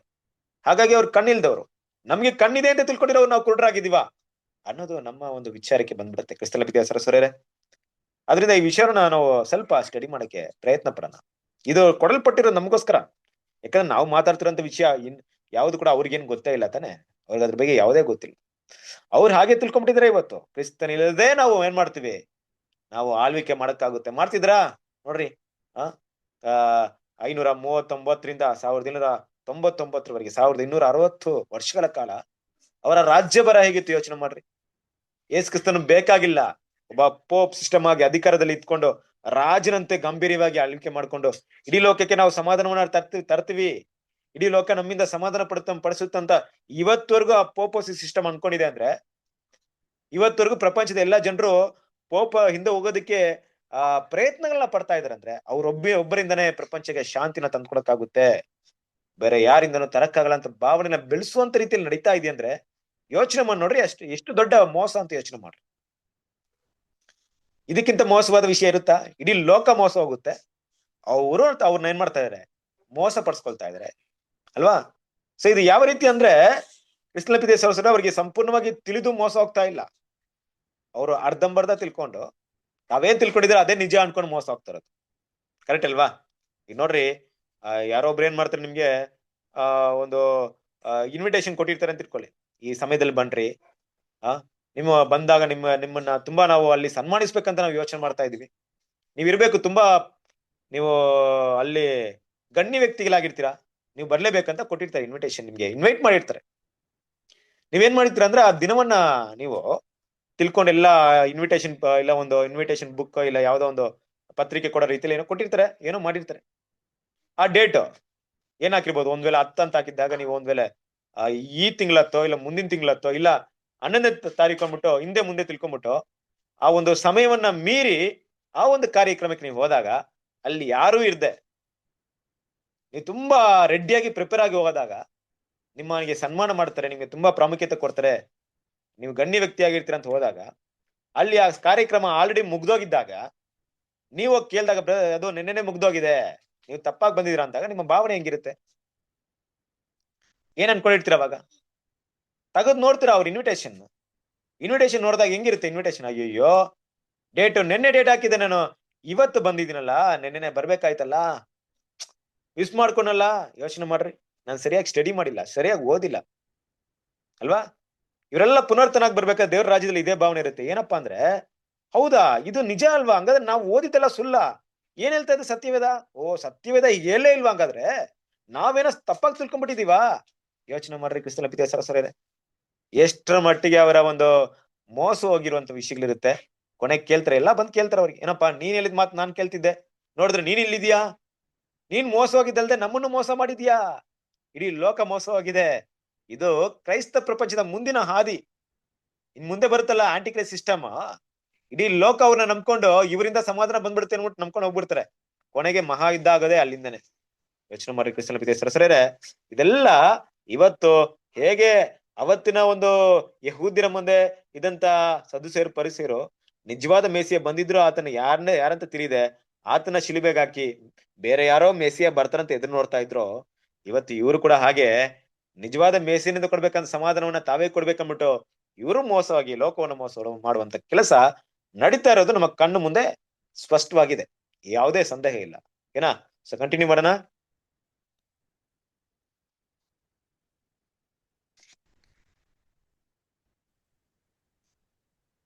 ಈ ಭ್ರಮೆಯ ಬುನಾದಿಯು ಜ್ಞಾನದಲ್ಲಿ ಹೆಚ್ಚಳ ಉಂಟಾಗಿ ಅದು ಈ ಲೋಕದಲ್ಲಿ ಅತ್ತಿತ್ತ ಚಲಿಸುತ್ತಿದೆ ಎಂಬ ಸತ್ಯದ ಮೇಲೆ ನಿಂತಿದೆ.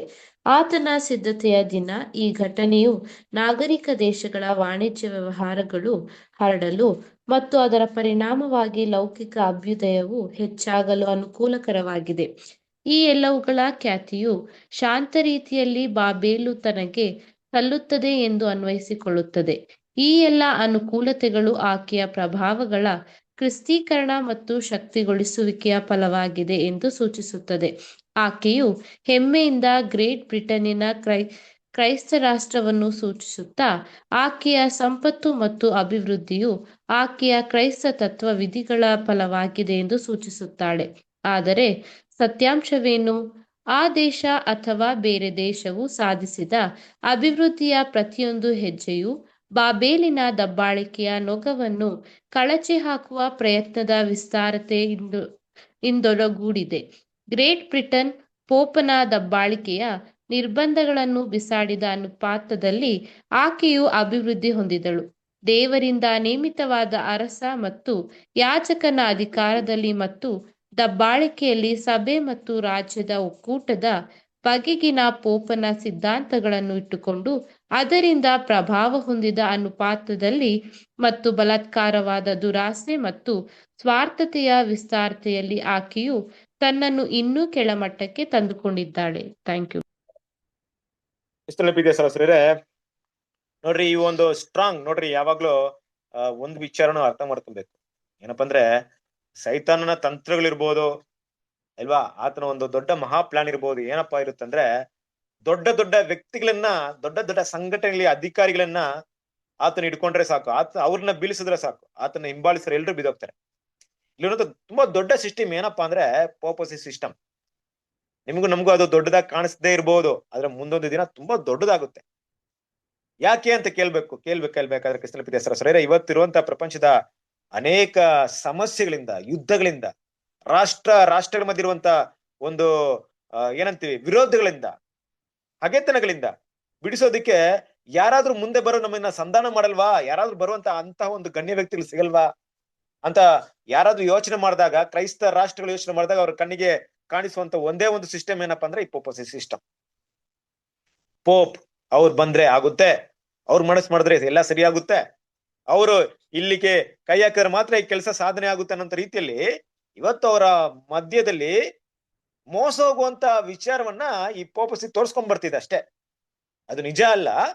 ಅವ್ರು ಇದ್ರೆ ಆಗುತ್ತೆ ಅನ್ನೋ ರೀತಿಯನ್ನ ಮಾಡ್ತಿರೋಂಥದ್ದು ಯಾರಪ್ಪ ಅಂದ್ರೆ ಈ ಒಂದು ಸಿಸ್ಟಮ್, ಪೋಪಸಿ ಸಿಸ್ಟಮ್ ಅಲ್ವಾ. ಕ್ರಿಸ್ತನ ಪಿತೇಶ್ವರ ಸರಿರೆ ಇದು ಒಂದ್ ರೀತಿಯಲ್ಲಿ ದೇವರ ಮಹಾದಿನದ ಸಿದ್ಧತೆ ದಿನಕ್ಕೆ ದೇವ್ರು ನಡೆಸ್ತಾ ಇದಾರೆ ಅನ್ನೋಂತ ಯಾವುದೇ ಪ್ರವಾದನೆಗಳು ಅವ್ರಿಗೆ ಗೊತ್ತೇ ಇಲ್ಲ. ಈ ಪ್ರಪಂಚ ವಿನಾಶದ ಕಡೆಗೆ ಹೋಗ್ತಿದೆ, ಅದಕ್ಕೆ ಇದೆಲ್ಲ ನಡೀತಾ ಇದೆ ಅನ್ನುವಂತ ಯಾವುದೇ ಸತ್ಯವೇದ ವಾಕ್ಯದ ನಿಜವಾದ ಅರ್ಥ ಏನಂತ ಅವ್ರಿಗೆ ಗೊತ್ತಿಲ್ಲ. ಇನ್ನು ಸ್ಪಷ್ಟವಾಗಿ ಹೇಳ್ಬೇಕಾದ್ರೆ ಈ ಪೋಪ ಸಿಸ್ಟಮ್ ನ ಹಿನ್ನೆಲೆ ಏನಪ್ಪಾ ಅಂದ್ರೆ ಬಿಸ್ನೆಸ್, ದುಡ್ಡು, ಹಣ. ನಿಜ ಅಲ್ವಾ? ನಿಮ್ಗೆ ಎಷ್ಟೋ ಅದ್ರ ಬಗ್ಗೆ ತುಂಬಾ ಗೊತ್ತಿರ್ಬೇಕು ಕೆಲವರು ಜನರಿಗೆ. ವ್ಯಾಟಿಕನ್ ಸಿಟಿ, ವ್ಯಾಟಿಕನ್ ಅನ್ನೋದು ಇವತ್ತು ರೋಮ್ ಇದೆಯಲ್ಲ, ರೋಮಲ್ಲಿ ವ್ಯಾಟಿಕನ್ ಒಂದು ಒಂದು ಒಂದು ತನ್ನದೇ ಆದಂತ ಒಂದು ದೇಶ ಅಲ್ವಾ. ರೋಮ್ ಸಪ್ರೇಟ್ ಆಯ್ತು, ವ್ಯಾಟಿಕನ್ ಅನ್ನೋದು ದೇಶ, ಅದೊಂದು ಕಂಟ್ರಿ ತರ ಅದು ಅಲ್ವಾ. ಅದು ಯಾವರ ಆಡಳಿತಕ್ಕೂ ಒಳಪಡಲ್ಲ. ಅದು ಯಾರು ಅಲ್ಲಿ ಪ್ರೈಮ್ ಮಿನಿಸ್ಟರ್ ಇರಲ್ಲ, ಪ್ರೆಸಿಡೆಂಟ್ ಇರಲ್ಲ, ಪೋಪೆ ಅಲ್ಲಿ ಹೆಡ್. ಆ ಎಂಟೈರ್ ಇದನ್ನ ರೂಲ್ ಮಾಡೋದು ಪೋಪೆ ಅಲ್ವಾ.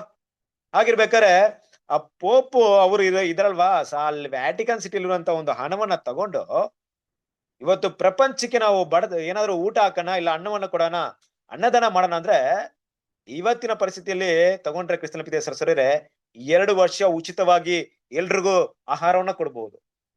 ಅಷ್ಟು ಮಟ್ಟಿಗೆ ಟ್ರೆಷರ್ ಇದೆ, ಅಷ್ಟು ದೊಡ್ಡ ಶ್ರೀಮಂತಿಕೆ ಇದೆ ಇಲ್ಲಿ ವ್ಯಾಟಿಕನ್ ಸಿಟಿಯಲ್ಲಿ. ನೋಡ್ರಿ, ಇದರ ಹಿನ್ನೆಲೆ ಏನಪ್ಪಾ ಅಂದ್ರೆ ಇಲ್ಲಿ ಬರುವಂತ ಕಾಣಿಕೆ ಪ್ರತಿಯೊಂದು ಹೋಗಿ ಸೇರೋದಲ್ಲೇ ಕೋಟಿ ಕೋಟಿ ಮಿಲಿಯನ್ಸ್ ಡಾಲರ್ಸ್. ಕ್ರಿಸ್ತನ ಪಿತೇಶ್ವರ ಸರಿರೆ ಲೆಕ್ಕ ಇಲ್ಲ. ಅದ್ರ ಬಗ್ಗೆ ನಾವು ತಿಳ್ಕೊಳ್ತಾ ಇಲ್ಲ. ಮುಂದದ ದಿನ ಅದೆಲ್ಲ ಬರುತ್ತೆ, ಹೊರಡೆ ಬರುತ್ತೆ. ದೇವ್ರು ತರ್ತಾರೆ, ದೇವರ ಜಜ್ಮೆಂಟ್ ಎಲ್ಲ ಅದೆಲ್ಲ ಇದೆ ಅಲ್ವಾ. ಆಗಿರ್ಬೇಕಾದ್ರೆ ನೋಡ್ಬೇಕಾದ್ರೆ ಕ್ರಿಸ್ತನ ಪಿತೇಶ್ವರ ಸರಿರೆ ಈ ರೀತಿಯಾಗಿ ಇವರ ಹಿನ್ನೆಲೆ ಏನಪ್ಪಾ ಅಂದ್ರೆ ಈ ಹಣ ಬಿಸ್ನೆಸ್. ಈ ಹಣ ಬಿಸ್ನೆಸ್ ನ ಮಾಡೋದಕ್ಕೆ ಇವರು ಮುಂದೆ ಇಟ್ಟಿರುವಂತ ಒಂದು ಕಾರ್ಯ ಏನಪ್ಪಾ ಅಂದ್ರೆ ರಿಲಿಜಿಯಸ್ ನ ಮುಂದೆ ಇಟ್ಕೊಂಡು ಬಿಸ್ನೆಸ್ ನ ಮಾಡ್ತಾ ಇದ್ದಾರೆ ಕ್ರಿಸ್ತನ ಪಿತೇಶ್ವರ ಸರ್. ಹೇಗಪ್ಪ ಮಾಡ್ತಾ ಇದ್ದಾರೆ ಅಂದ್ರೆ ನೋಡ್ರಿ, ಕ್ರಿಸ್ತನ ಪಿತೇಶ್ವರ ಸರ್ ಒಂದೊಂದು ದೇಶಕ್ಕೆ ಅವರು ಪ್ರಯಾಣ ಮಾಡ್ಬೇಕಾದ್ರೆ ಅಲ್ಲಿರುವಂತ ದೇಶದ ಜೊತೆಗೆ ಅವರು ಸಮಾಧಾನವಾಗಿ ಶಾಂತಿ ನೋಡ್ಕೊಬೇಕಾದ್ರೆ ಆ ದೇಶದ ಜನರು ಇಲ್ಲಿವೆ ಅಲ್ಲಿರುವಂತ ಪ್ರಧಾನಿಗಳು ನೋಡಿ. ಫಾರ್ ಎಕ್ಸಾಂಪಲ್ ನೀವು ಇಂಗ್ಲೆಂಡ್ ಅನ್ನ ತಗೊಳ್ರಿ. ಇಂಗ್ಲೆಂಡ್ ಅಲ್ಲಿ ನಮ್ಮ ಎಲಿಜಬೆತ್ ರಾಣಿ ಅವರೆಲ್ಲ ಇದ್ರು. ಅಲ್ಲಿರುವಂತ ಗೌರ್ಮೆಂಟ್ ಏನಾಯ್ತು, ಒಂದ್ ಕಾಲದಲ್ಲಿ ರಾಜರ ವಂಶ ರೂಲ್ ಮಾಡ್ತಾ ಇದ್ರು, ಇವತ್ತು ರಾಜರ ವಂಶ ಇಲ್ಲ. ಈಗ ಅಲ್ಲಿ ಕೂಡ ಪ್ರೆಸಿಡೆಂಟ್ ಆಗಿದೆ, ಪ್ರಜಾಪ್ರಭುತ್ವ ಬಂದಿದೆ ಅಲ್ವಾ. ಹಾಗಾಗಿ ಇವ್ರು ತಲುಪಿದ ಸ್ಥಳದಲ್ಲಿ ಅಲ್ಲಿ ಇವರಿಂದ ಬಂದಂತ ಶಾಂತಿ ನೆಲೆಗೊಂಡಾಗ ಆ ಒಂದು ರಾಷ್ಟ್ರಗಳಿಂದ ಎಷ್ಟೋ ಲಕ್ಷಾಂತರ ಕೋಟ್ಯಾಂತರ ದೇಣಿಗೆ ಬರ್ತಾ ಇತ್ತು ಇವ್ರಿಗೆ ಅಲ್ವಾ. ಇವರ ಕಾಣಿಕೆಯಾಗಿ ಬರ್ತಾ ಇತ್ತು ಇವ್ರಿಗೆ. ಅದೆಲ್ಲ ಇವರ ಬೆನಿಫಿಟ್ ಅಷ್ಟೇ. ಯೋಚನೆ ಮಾಡಿ.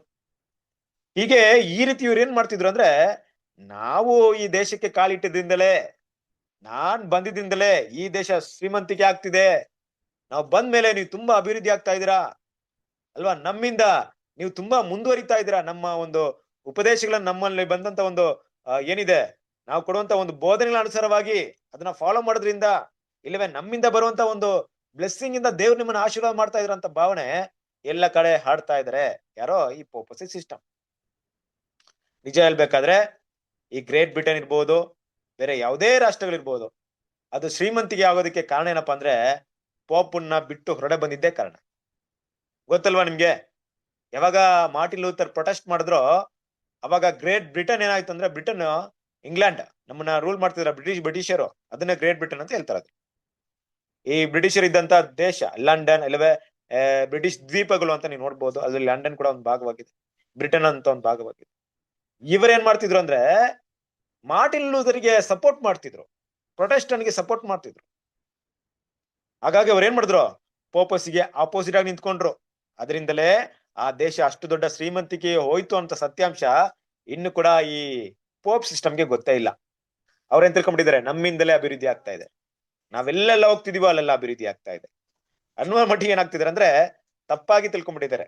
ಆದ್ರೆ ಬ್ರಿಟನ್ ಯಾವಾಗ್ಲೋ ಪೋಪ್ಗೆ ವಿರುದ್ಧವಾಗಿ ತಿರುಗಿ ಬಿದ್ದಿತ್ತು, ಆತನ ಬೋಧನೆಗಳಿಗೆ, ಆತನ ತತ್ವಗಳಿಗೆ ಅಪೋಸಿಟ್ ಆಗಿ ನಿಂತ್ಕೊಂಡಿತ್ತು ಅಲ್ವಾ. ಪ್ರೊಟೆಸ್ಟಾಂಟಿಸಮ್ ಅದರ ಒಂದು ಆರಂಭ ಹಂತವೇ ಜರ್ಮನ್ ಮತ್ತೆ ಬ್ರಿಟನ್ ಅಂತ ನಾವು ನೋಡಬಹುದು, ಕರೆಕ್ಟ್ ಅಲ್ವಾ. ಅವರೆಲ್ಲ ಅದಕ್ಕೆ ಆಪೋಸಿಟ್ ಆಗಿದ್ರು. ಆದ್ರಿಂದ ಈ ಒಂದು ದಾಸತ್ವದಿಂದ ಹೊರಡೆ ಬಂದಿದ್ದೇ ಅವರ ಅಭಿವೃದ್ಧಿಗೆ ಕಾರಣವಾಗಿತ್ತು. ಈ ಅಂಧಕಾರದಿಂದ ಅವ್ರು ಬಿಡಿಸ್ಕೊಂಡು ಈ ಪೋಪಸಿ ತಪ್ಪಾದ ಸಿಸ್ಟಮ್ನ ಒಂದು ಕತ್ತಲೆ ಕೋಣೆಯಿಂದ ಈಚೆ ಬಂದಿದ್ದೆ ಅವರ ಅಭಿವೃದ್ಧಿಗೆ ಕಾರಣವಾಗಿದೆ ಅಂತ ನಾವು ಹಿಸ್ಟ್ರಿಯಲ್ಲಿ ತೆಗೆದು ನೋಡಿದಾಗ ಗೊತ್ತಾಗುತ್ತೆ ನಮ್ಗೆ. ಯಾವ ಕಾಲದಲ್ಲಿ ಅಭಿವೃದ್ಧಿ ಆಯ್ತು, ಎಲ್ಲಪ್ಪ ಇವ್ರು ತುಂಬಾ ಚೆನ್ನಾಗಿ ಬೆಳೆದ್ರು, ಎಲ್ಲಿ ಬಿಸ್ನೆಸ್ ಅಲ್ಲಿ ಈ ದೇಶ ಇಂಗ್ಲೆಂಡ್ ಅಂತ ದೇಶಗಳಲ್ಲಿ ತುಂಬಾ ಬೆಳೆಯೋದಕ್ಕೆ ಕಾರಣವಾಗಿದ್ದು ಎಲ್ಲಪ್ಪ ಅಂದ್ರೆ ಇದರಿಂದ ಹೊರಡೆ ಬಂದಿತ್ತು. ಇಲ್ಲಾಂದ್ರೆ ಈ ಮತ ಅಂಧತೆ ಹೇಗಿತ್ತು ಅಂದ್ರೆ ಈ ಪೋಪ ಸಿಸ್ಟಮ್ ನ ಭಯಂಕರವಾದಂತ ಒಂದು ವೆಪನ್ಸ್, ಅವರ ಆಯುಧ ಏನಪ್ಪಾ ಅಂದ್ರೆ ಜನರನ್ನ ಭಯ ಹುಟ್ಟಿಸಿ ಅವರನ್ನ ತಮ್ಮ ಕಡೆ ಕಂಟ್ರೋಲ್ ಇಟ್ಕೊಳ್ಳೋದು ಅಲ್ವಾ. ಪಾಪದ ಕುರಿತಾಗಿರುವಂತ ತಪ್ಪಾದ ಭಾವನೆಗಳನ್ನ ಹೇಳ್ಕೊಡೋದು, ಬಿತ್ತೋದು, ಪಾಪ ಮಾಡಿದ್ರೆ ಬರುವಂತ ಶಿಕ್ಷೆ ಬಗ್ಗೆ ಭಯ ಹುಟ್ಟಿಸೋದು, ದೇವರಲ್ಲಿ ಬರುವಂತ ಭಯಂಕರವಾದ ನ್ಯಾಯ ತೀರ್ಪಿನ ಬಗ್ಗೆ ಭಯ ಹುಟ್ಟಿಸೋದು, ಪಾಪ ಕ್ಷಮಾಪಣೆ ನಮ್ಮನ್ನ ಬಿಟ್ರೆ ಬೇರೆ ಯಾರು ಮಾಡಕ್ಕಾಗದಿರುವಂತ ವಿಷಯಗಳನ್ನ ಭಯ ಹುಟ್ಟಿಸೋದು, ಇದೆಲ್ಲ ನರಕ, ಪುರ್ಗಟ್ರಿ, ಇದೆಲ್ಲ ಏನಪ್ಪಾ ಅಂದ್ರೆ ಇವರ ತಪ್ಪಾದ ಬೋಧನೆ. ಯೋಚನೆ ಮಾಡ್ರಿ ಕ್ರಿಸ್ತನ ಪ್ರೀತಿಯ ಸಹೋದರರೇ, ಇವತ್ತು ನೀವು ನಾವು ಒಂದ್ ಭಯ ಇಲ್ದೇ ಇದ್ದೀವಿ. ಏನಪ್ಪಾ ಭಯ ಅಂದ್ರೆ ದೆವ್ವದ ಭಯ.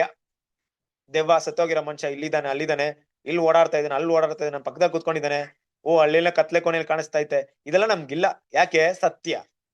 ಆತ್ಮ ಸತ್ತೋದ್ಮೇಲೆ ಏನು ಇಲ್ಲ ಅಂತ ನಮ್ಗೆ ಸ್ಪಷ್ಟವಾಗಿ ಗೊತ್ತಾಗ್ಬೋದು. ಆದ್ರಿಂದ ನಮ್ಗಿಲ್ಲ ಅಲ್ವಾ. ಎಲ್ಲೋದ್ರ ಭಯ ಇಲ್ಲ ನಮ್ಗೆ. ಬೇರೆ ಭಯ ಇರ್ಬೋದು, ಆದ್ರೆ ಈ ದೆವ್ವದ ಭಯ ನಮ್ಗಿಲ್ಲ. ಯಾಕಂದ್ರೆ ನಮ್ಗೆ ಗೊತ್ತು ಸತ್ಯ ಏನನ್ಬಿಟ್ಟು.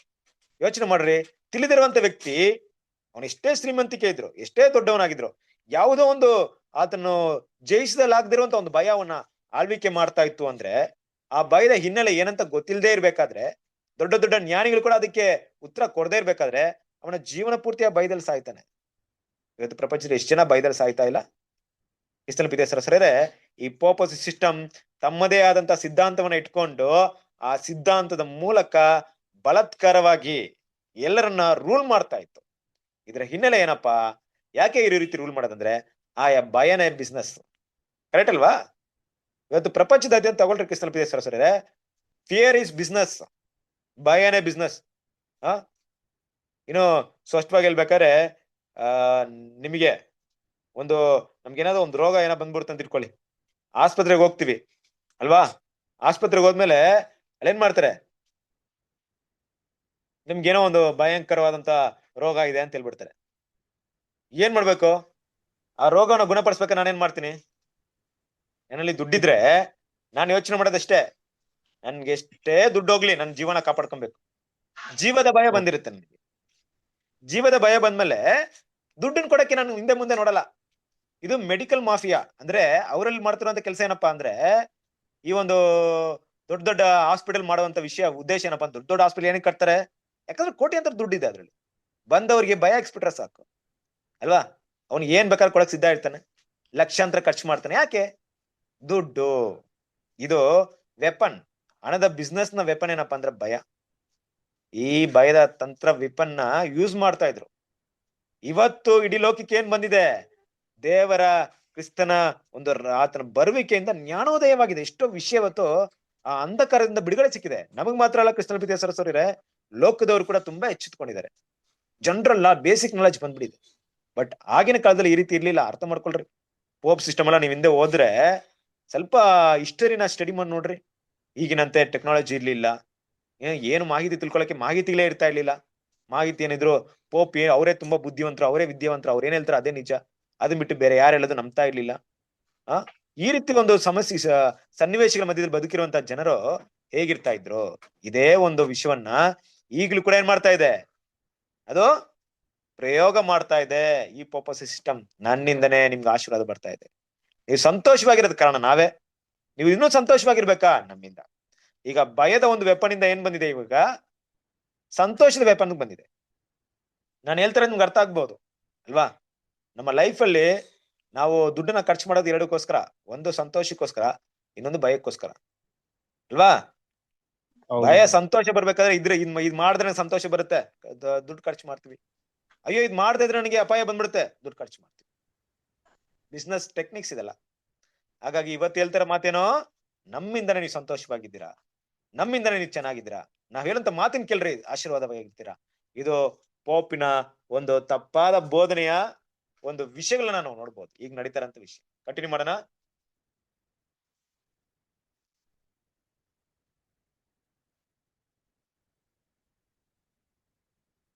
ಕ್ರೈಸ್ತ ದೇಶಗಳೆಂದು ಹೇಳಿಕೊಳ್ಳುವವರು ಚಿನ್ನ ಮತ್ತು ಅಧಿಕಾರ, ಮಹತ್ವಾಕಾಂಕ್ಷೆಯ ದುರಾಸೆಗಳಿಂದಾಗಿ ಇಷ್ಟವಿಲ್ಲದೆಯೇ ಅನ್ಯ ಜನಾಂಗಗಳ ದೇಶದಲ್ಲಿರುವ ಬಂದರುಗಳನ್ನು ತಮ್ಮ ವಾಣಿಜ್ಯ ಚಟುವಟಿಕೆಗಳಿಗೆ ಇಂಗ್ಲಿಷ್ ಮತ್ತು ಜರ್ಮನ್ ರಮ್ ಮತ್ತು ಓಪಿಯಂಗಳಿಗೆ ಮತ್ತು ಅಮೆರಿಕದ ವಿಸ್ಕಿ ಮತ್ತು ಹೊಗೆಸೊಪ್ಪಿಗೆ ಮನಸ್ಸಿಲ್ಲದೆ ತೆಗೆದವು.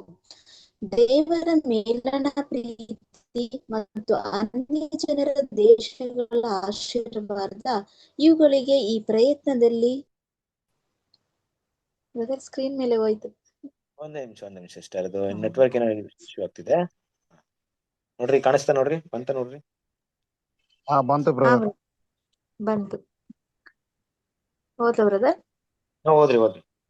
ದೇವರ ಮೇಲಣ ಪ್ರೀತಿ ಮತ್ತು ಅನ್ಯ ಜನರ ದೇಶಗಳ ಆಶೀರ್ವಾದ ಇವುಗಳಿಗೆ ಈ ಪ್ರಯತ್ನದಲ್ಲಿ ಯಾವುದೇ ಸ್ಥಾನವಿರಲಿಲ್ಲ.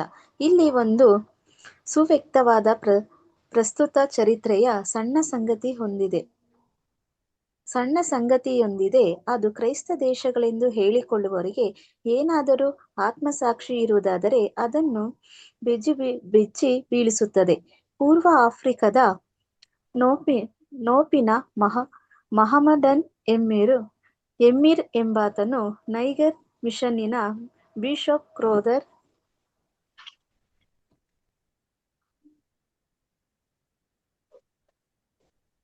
ಎಂಬುವವರಿಗೆ ಮುಂದಣ ದೇಶವನ್ನು ಕಳುಹಿಸಿದನು. ಇದೊಂದು ದೀರ್ಘವಾದ ವಿಷಯವಲ್ಲ. ಅದು ಬರಸ ಬಗ್ಗೆಯಾಗಿದೆ. ಬರಸ ಅದು ನಮ್ಮ ದೇಶವನ್ನು ನಾಶಪಡಿಸುತ್ತಿದೆ. ಅದು ನಮ್ಮ ಜನರನ್ನು ಬಹಳವಾಗಿ ನಾಶಪಡಿಸಿದೆ. ಅದು ನಮ್ಮ ಜನರನ್ನು ಹುಚ್ಚರನ್ನಾಗಿ ಮಾಡಿದೆ. ಮಲಂ ಕೀಪ್ ರವರೇ, ನಾನು ಈ ಬರಹವನ್ನು ಮರೆಯದಿರಿ ಎಂದು ನಿಮ್ಮನ್ನು ಬೇಡಿಕೊಳ್ಳುತ್ತಿದ್ದೇನೆ. ಯಾಕಂದರೆ ನಾವೆಲ್ಲರೂ ಆತನು ಕ್ರೌದರ್ ಮಹಾಯಾಜಕರುಗಳನ್ನು ಆಂಗ್ಲಿಕನ್ ಚರ್ಚ್ ಮಿಷನ್ ಸೊಸೈಟಿಯವರ ಸಮಿತಿ, ಅವರು ಆಂಗ್ಲ ರಾಣಿಯನ್ನು, ಚರ್ಚ್ ಆಫ್ ಇಂಗ್ಲೆಂಡಿನ ಮುಖ್ಯಸ್ಥರು ಈ ದೇಶಕ್ಕೆ ಬರಸ ತರುವುದನ್ನು ನಿಲ್ಲಿಸುವಂತೆ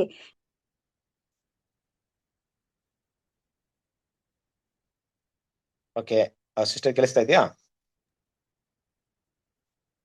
ಓಕೆ, ಥ್ಯಾಂಕ್ ಯು. ಓಕೆ, ಇಲ್ಲಿಗೆ ನಿಲ್ಸೋಣ. ತುಂಬಾ ಮುಖ್ಯವಾದಂತ ಒಂದು ಟಾಪಿಕ್ ಇದೆ, ಅದ್ರ ಬಗ್ಗೆ ಕೇಳಿಸ್ತಾ ಇದೆ ಎಲ್ರಿಗೂ ಬ್ರದರ್ ಸಿಸ್ಟರ್ಸ್?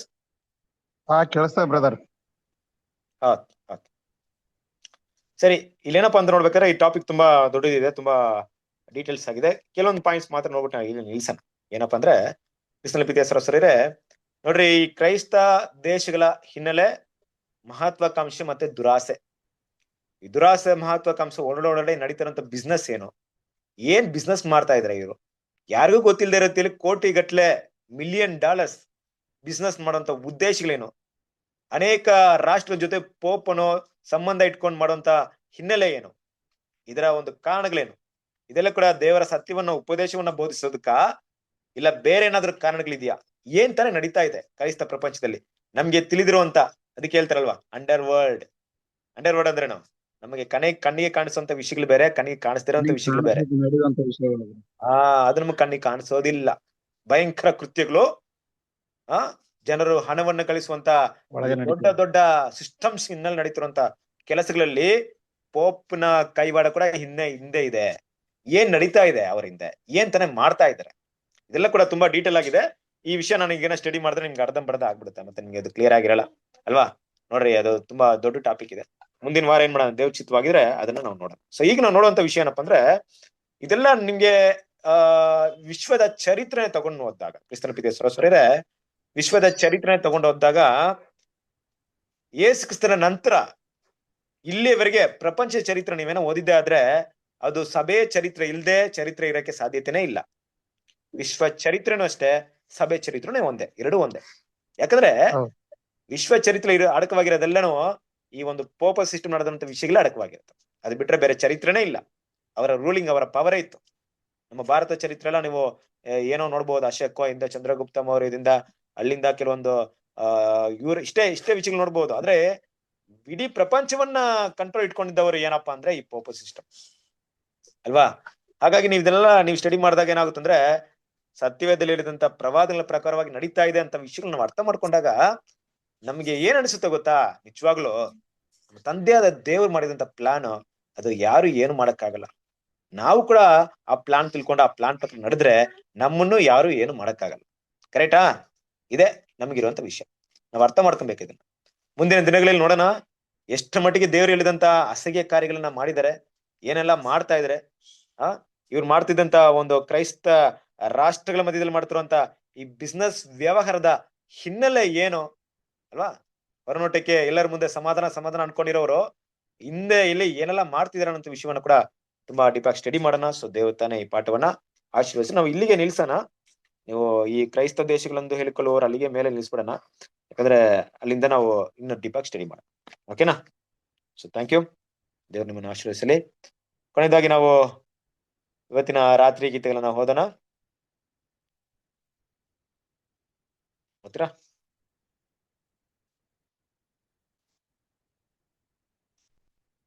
ಯಾರು ಓದ್ತೀರಾ ರಾತ್ರಿ ಗೀತೆಗಳು?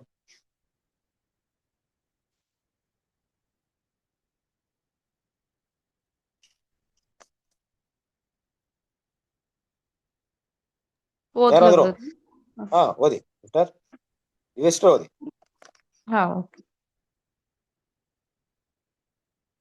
ഇരുಳು ಬಹಳ ಮಟ್ಟಿಗೆ ಕಳೆಯಿತು, ಹಗಲು ಸಮೀಪವಾಯಿತು. ಆದುದರಿಂದ ನಾವು ಕತ್ತಲೆಗೆ ಅನುಗುಣವಾದ ಕೃತ್ಯಗಳನ್ನು ಬಿಟ್ಟು ಬೆಳಕಿಗೆ ಅನುಗುಣವಾದ ಆಯುಧಗಳನ್ನು ಧರಿಸಿಕೊಳ್ಳೋಣ. ರೋಮಾಪುರದವರಿಗೆ 13ನೇ ಅಧ್ಯಾಯ 12ನೇ ವಚನ. ನೀವು ಈಗ ಸ್ವೀಕರಿಸಿದ ಬೆಳಕನ್ನು ಪರಿಗಣಿಸಿರಿ. ದೇವರ ಜ್ಞಾನದ ಬೆಳಕು, ಆತನ ಚಿತ್ತ, ಯಾವುದಕ್ಕಾಗಿ ಬಾಳಬೇಕು, ಯಾವ ರೀತಿಯಾದ ಗುಣಲಕ್ಷಣವಿದ್ದರೆ ಕರ್ತನು ಅಂಥವರಿಗೆ ನಿತ್ಯ ಜೀವದ ಬಹುಮಾನವನ್ನು ಅನುಗ್ರಹಿಸುವುದಕ್ಕೆ ಇಷ್ಟಪಡುತ್ತಾನೆ, ಜೀವದ ಅತ್ಯುನ್ನತ ನೆಲೆಯನ್ನು ಕೊಡುತ್ತಾನೆ. ಇವೆಲ್ಲ ಜ್ಞಾನ ನಿಮಗಿದ್ದ ಮೇಲೆ ಅದು ನಿಮ್ಮನ್ನು ರಕ್ಷಿಸುವಂತಹ ಆಯುಧವಾಗಿ ಧರಿಸಿಕೊಳ್ಳಿರಿ. ದೇವರಿಗೆ ಏನು ಪ್ರಿಯವಾದದ್ದು ಎಂದು ತಿಳಿದುಕೊಂಡು ಇವೆಲ್ಲವನ್ನು ಧರಿಸಿಕೊಳ್ಳಿರಿ. ಆದರೆ ವಸ್ತ್ರದಂತೆ ಅಲ್ಲ, ವಸ್ತ್ರದ ಮೇಲೆ ಹಾಕುವ ಆಯುಧದಂತೆ ಧರಿಸಿಕೊಳ್ಳಿರಿ. ಹೃದಯವನ್ನು ಮರೆಮಾಡುವ ಹಾಗೆ ನೀತಿ ಎಂಬ ಎದೆ ಕವಚವನ್ನು ಧರಿಸಿಕೊಳ್ಳಿರಿ.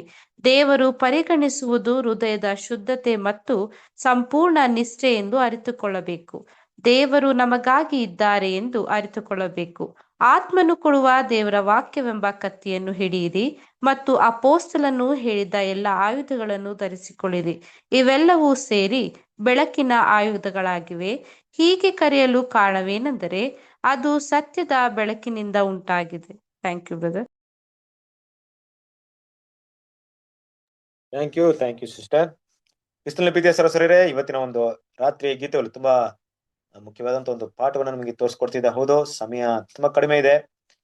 ഇരുಳು ಬಹಳ ಮಟ್ಟಿಗೆ ಕಳೆಯಿತು, ಹಗಲು ಸಮೀಪವಾಯಿತು ಅಲ್ವಾ? ಇಲ್ಲಿ ಮಾತಾಡುವಂತ ഇരുಳು ಏನಪ್ಪಾ ಅಂದ್ರೆ ನಮ್ಮ ಒಂದು ವೈಯಕ್ತಿಕ ಜೀವನದ ಬಗ್ಗೆ ನಾವು ಮಾತಾಡೋಣ, ಈ ಲೋಕದ ಬಗ್ಗೆ ಇಲ್ಲ. ನಮ್ಮಲ್ಲಿರುವಂತ ഇരുಳು ಕಳೆದು ಹೋಗಿ ಹಗಲು ಬರ್ಬೇಕು, ಆ ಬೆಳಕು ನಮ್ಮಲ್ಲಿ ಬರ್ಬೇಕು. ಬೆಳಕಿನ ಆಯುಧಗಳನ್ನ ಧರಿಸ್ಕೊಳ್ಳೋಣ ಅಲ್ವಾ? ಧರಿಸ್ಕೊಂಡು ಏನ್ ಮಾಡೋಣ? ಹೃದಯದ ಶುದ್ಧತೆ ಬಗ್ಗೆ ಪ್ರಾಮುಖ್ಯತೆ ಕೊಟ್ಟು ಕ್ರಿಸ್ತನ ಸ್ವಾರೂಪ್ಯನ ಬೆಳೆಸ್ಕೊಳ್ಳೋಕೆ ನಾವು ತುಂಬಾ ಪ್ರಯತ್ನ ಪಡೋಣ. ಸೊ ಮೆಡಿಟೇಟ್ ಮಾಡ್ರಿ, ತುಂಬಾ ಪ್ರಯೋಜನವಾಗಿರುತ್ತೆ ಇವತ್ತಿನ ರಾತ್ರಿ ಗೀತೆ. ಸೊ ಕೊನೆಯದಾಗಿ ನಾವು ಪ್ರಾರ್ಥನೆ ಮಾಡಿ ಈ ಒಂದು ಕೂಟವನ್ನ ಮುಕ್ತಾಯ ಮಾಡೋಣ. ಓಕೆ,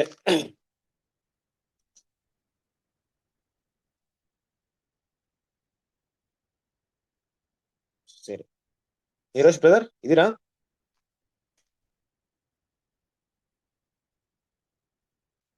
ನೀರೋಶ್ ಬ್ರದರ್ ಇದೀರಾ?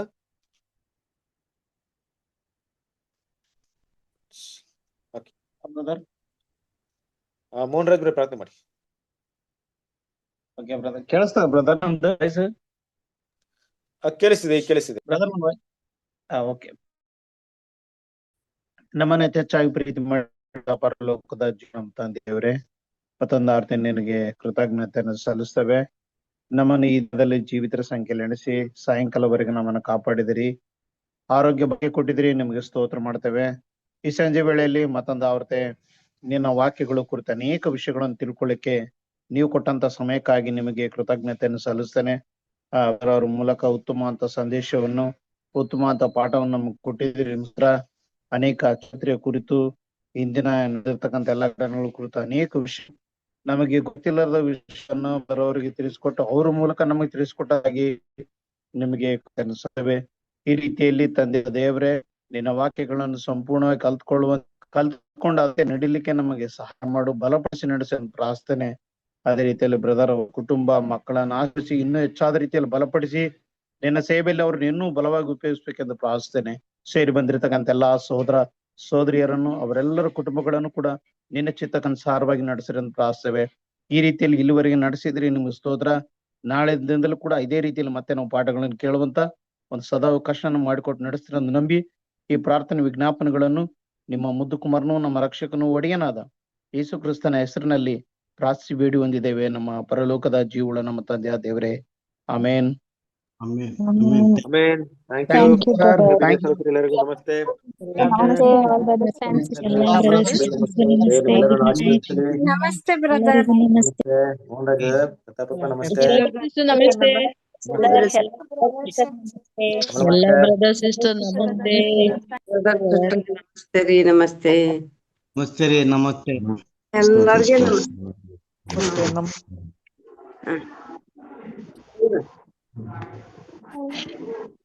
ಎಲ್ಲರಿಗೂ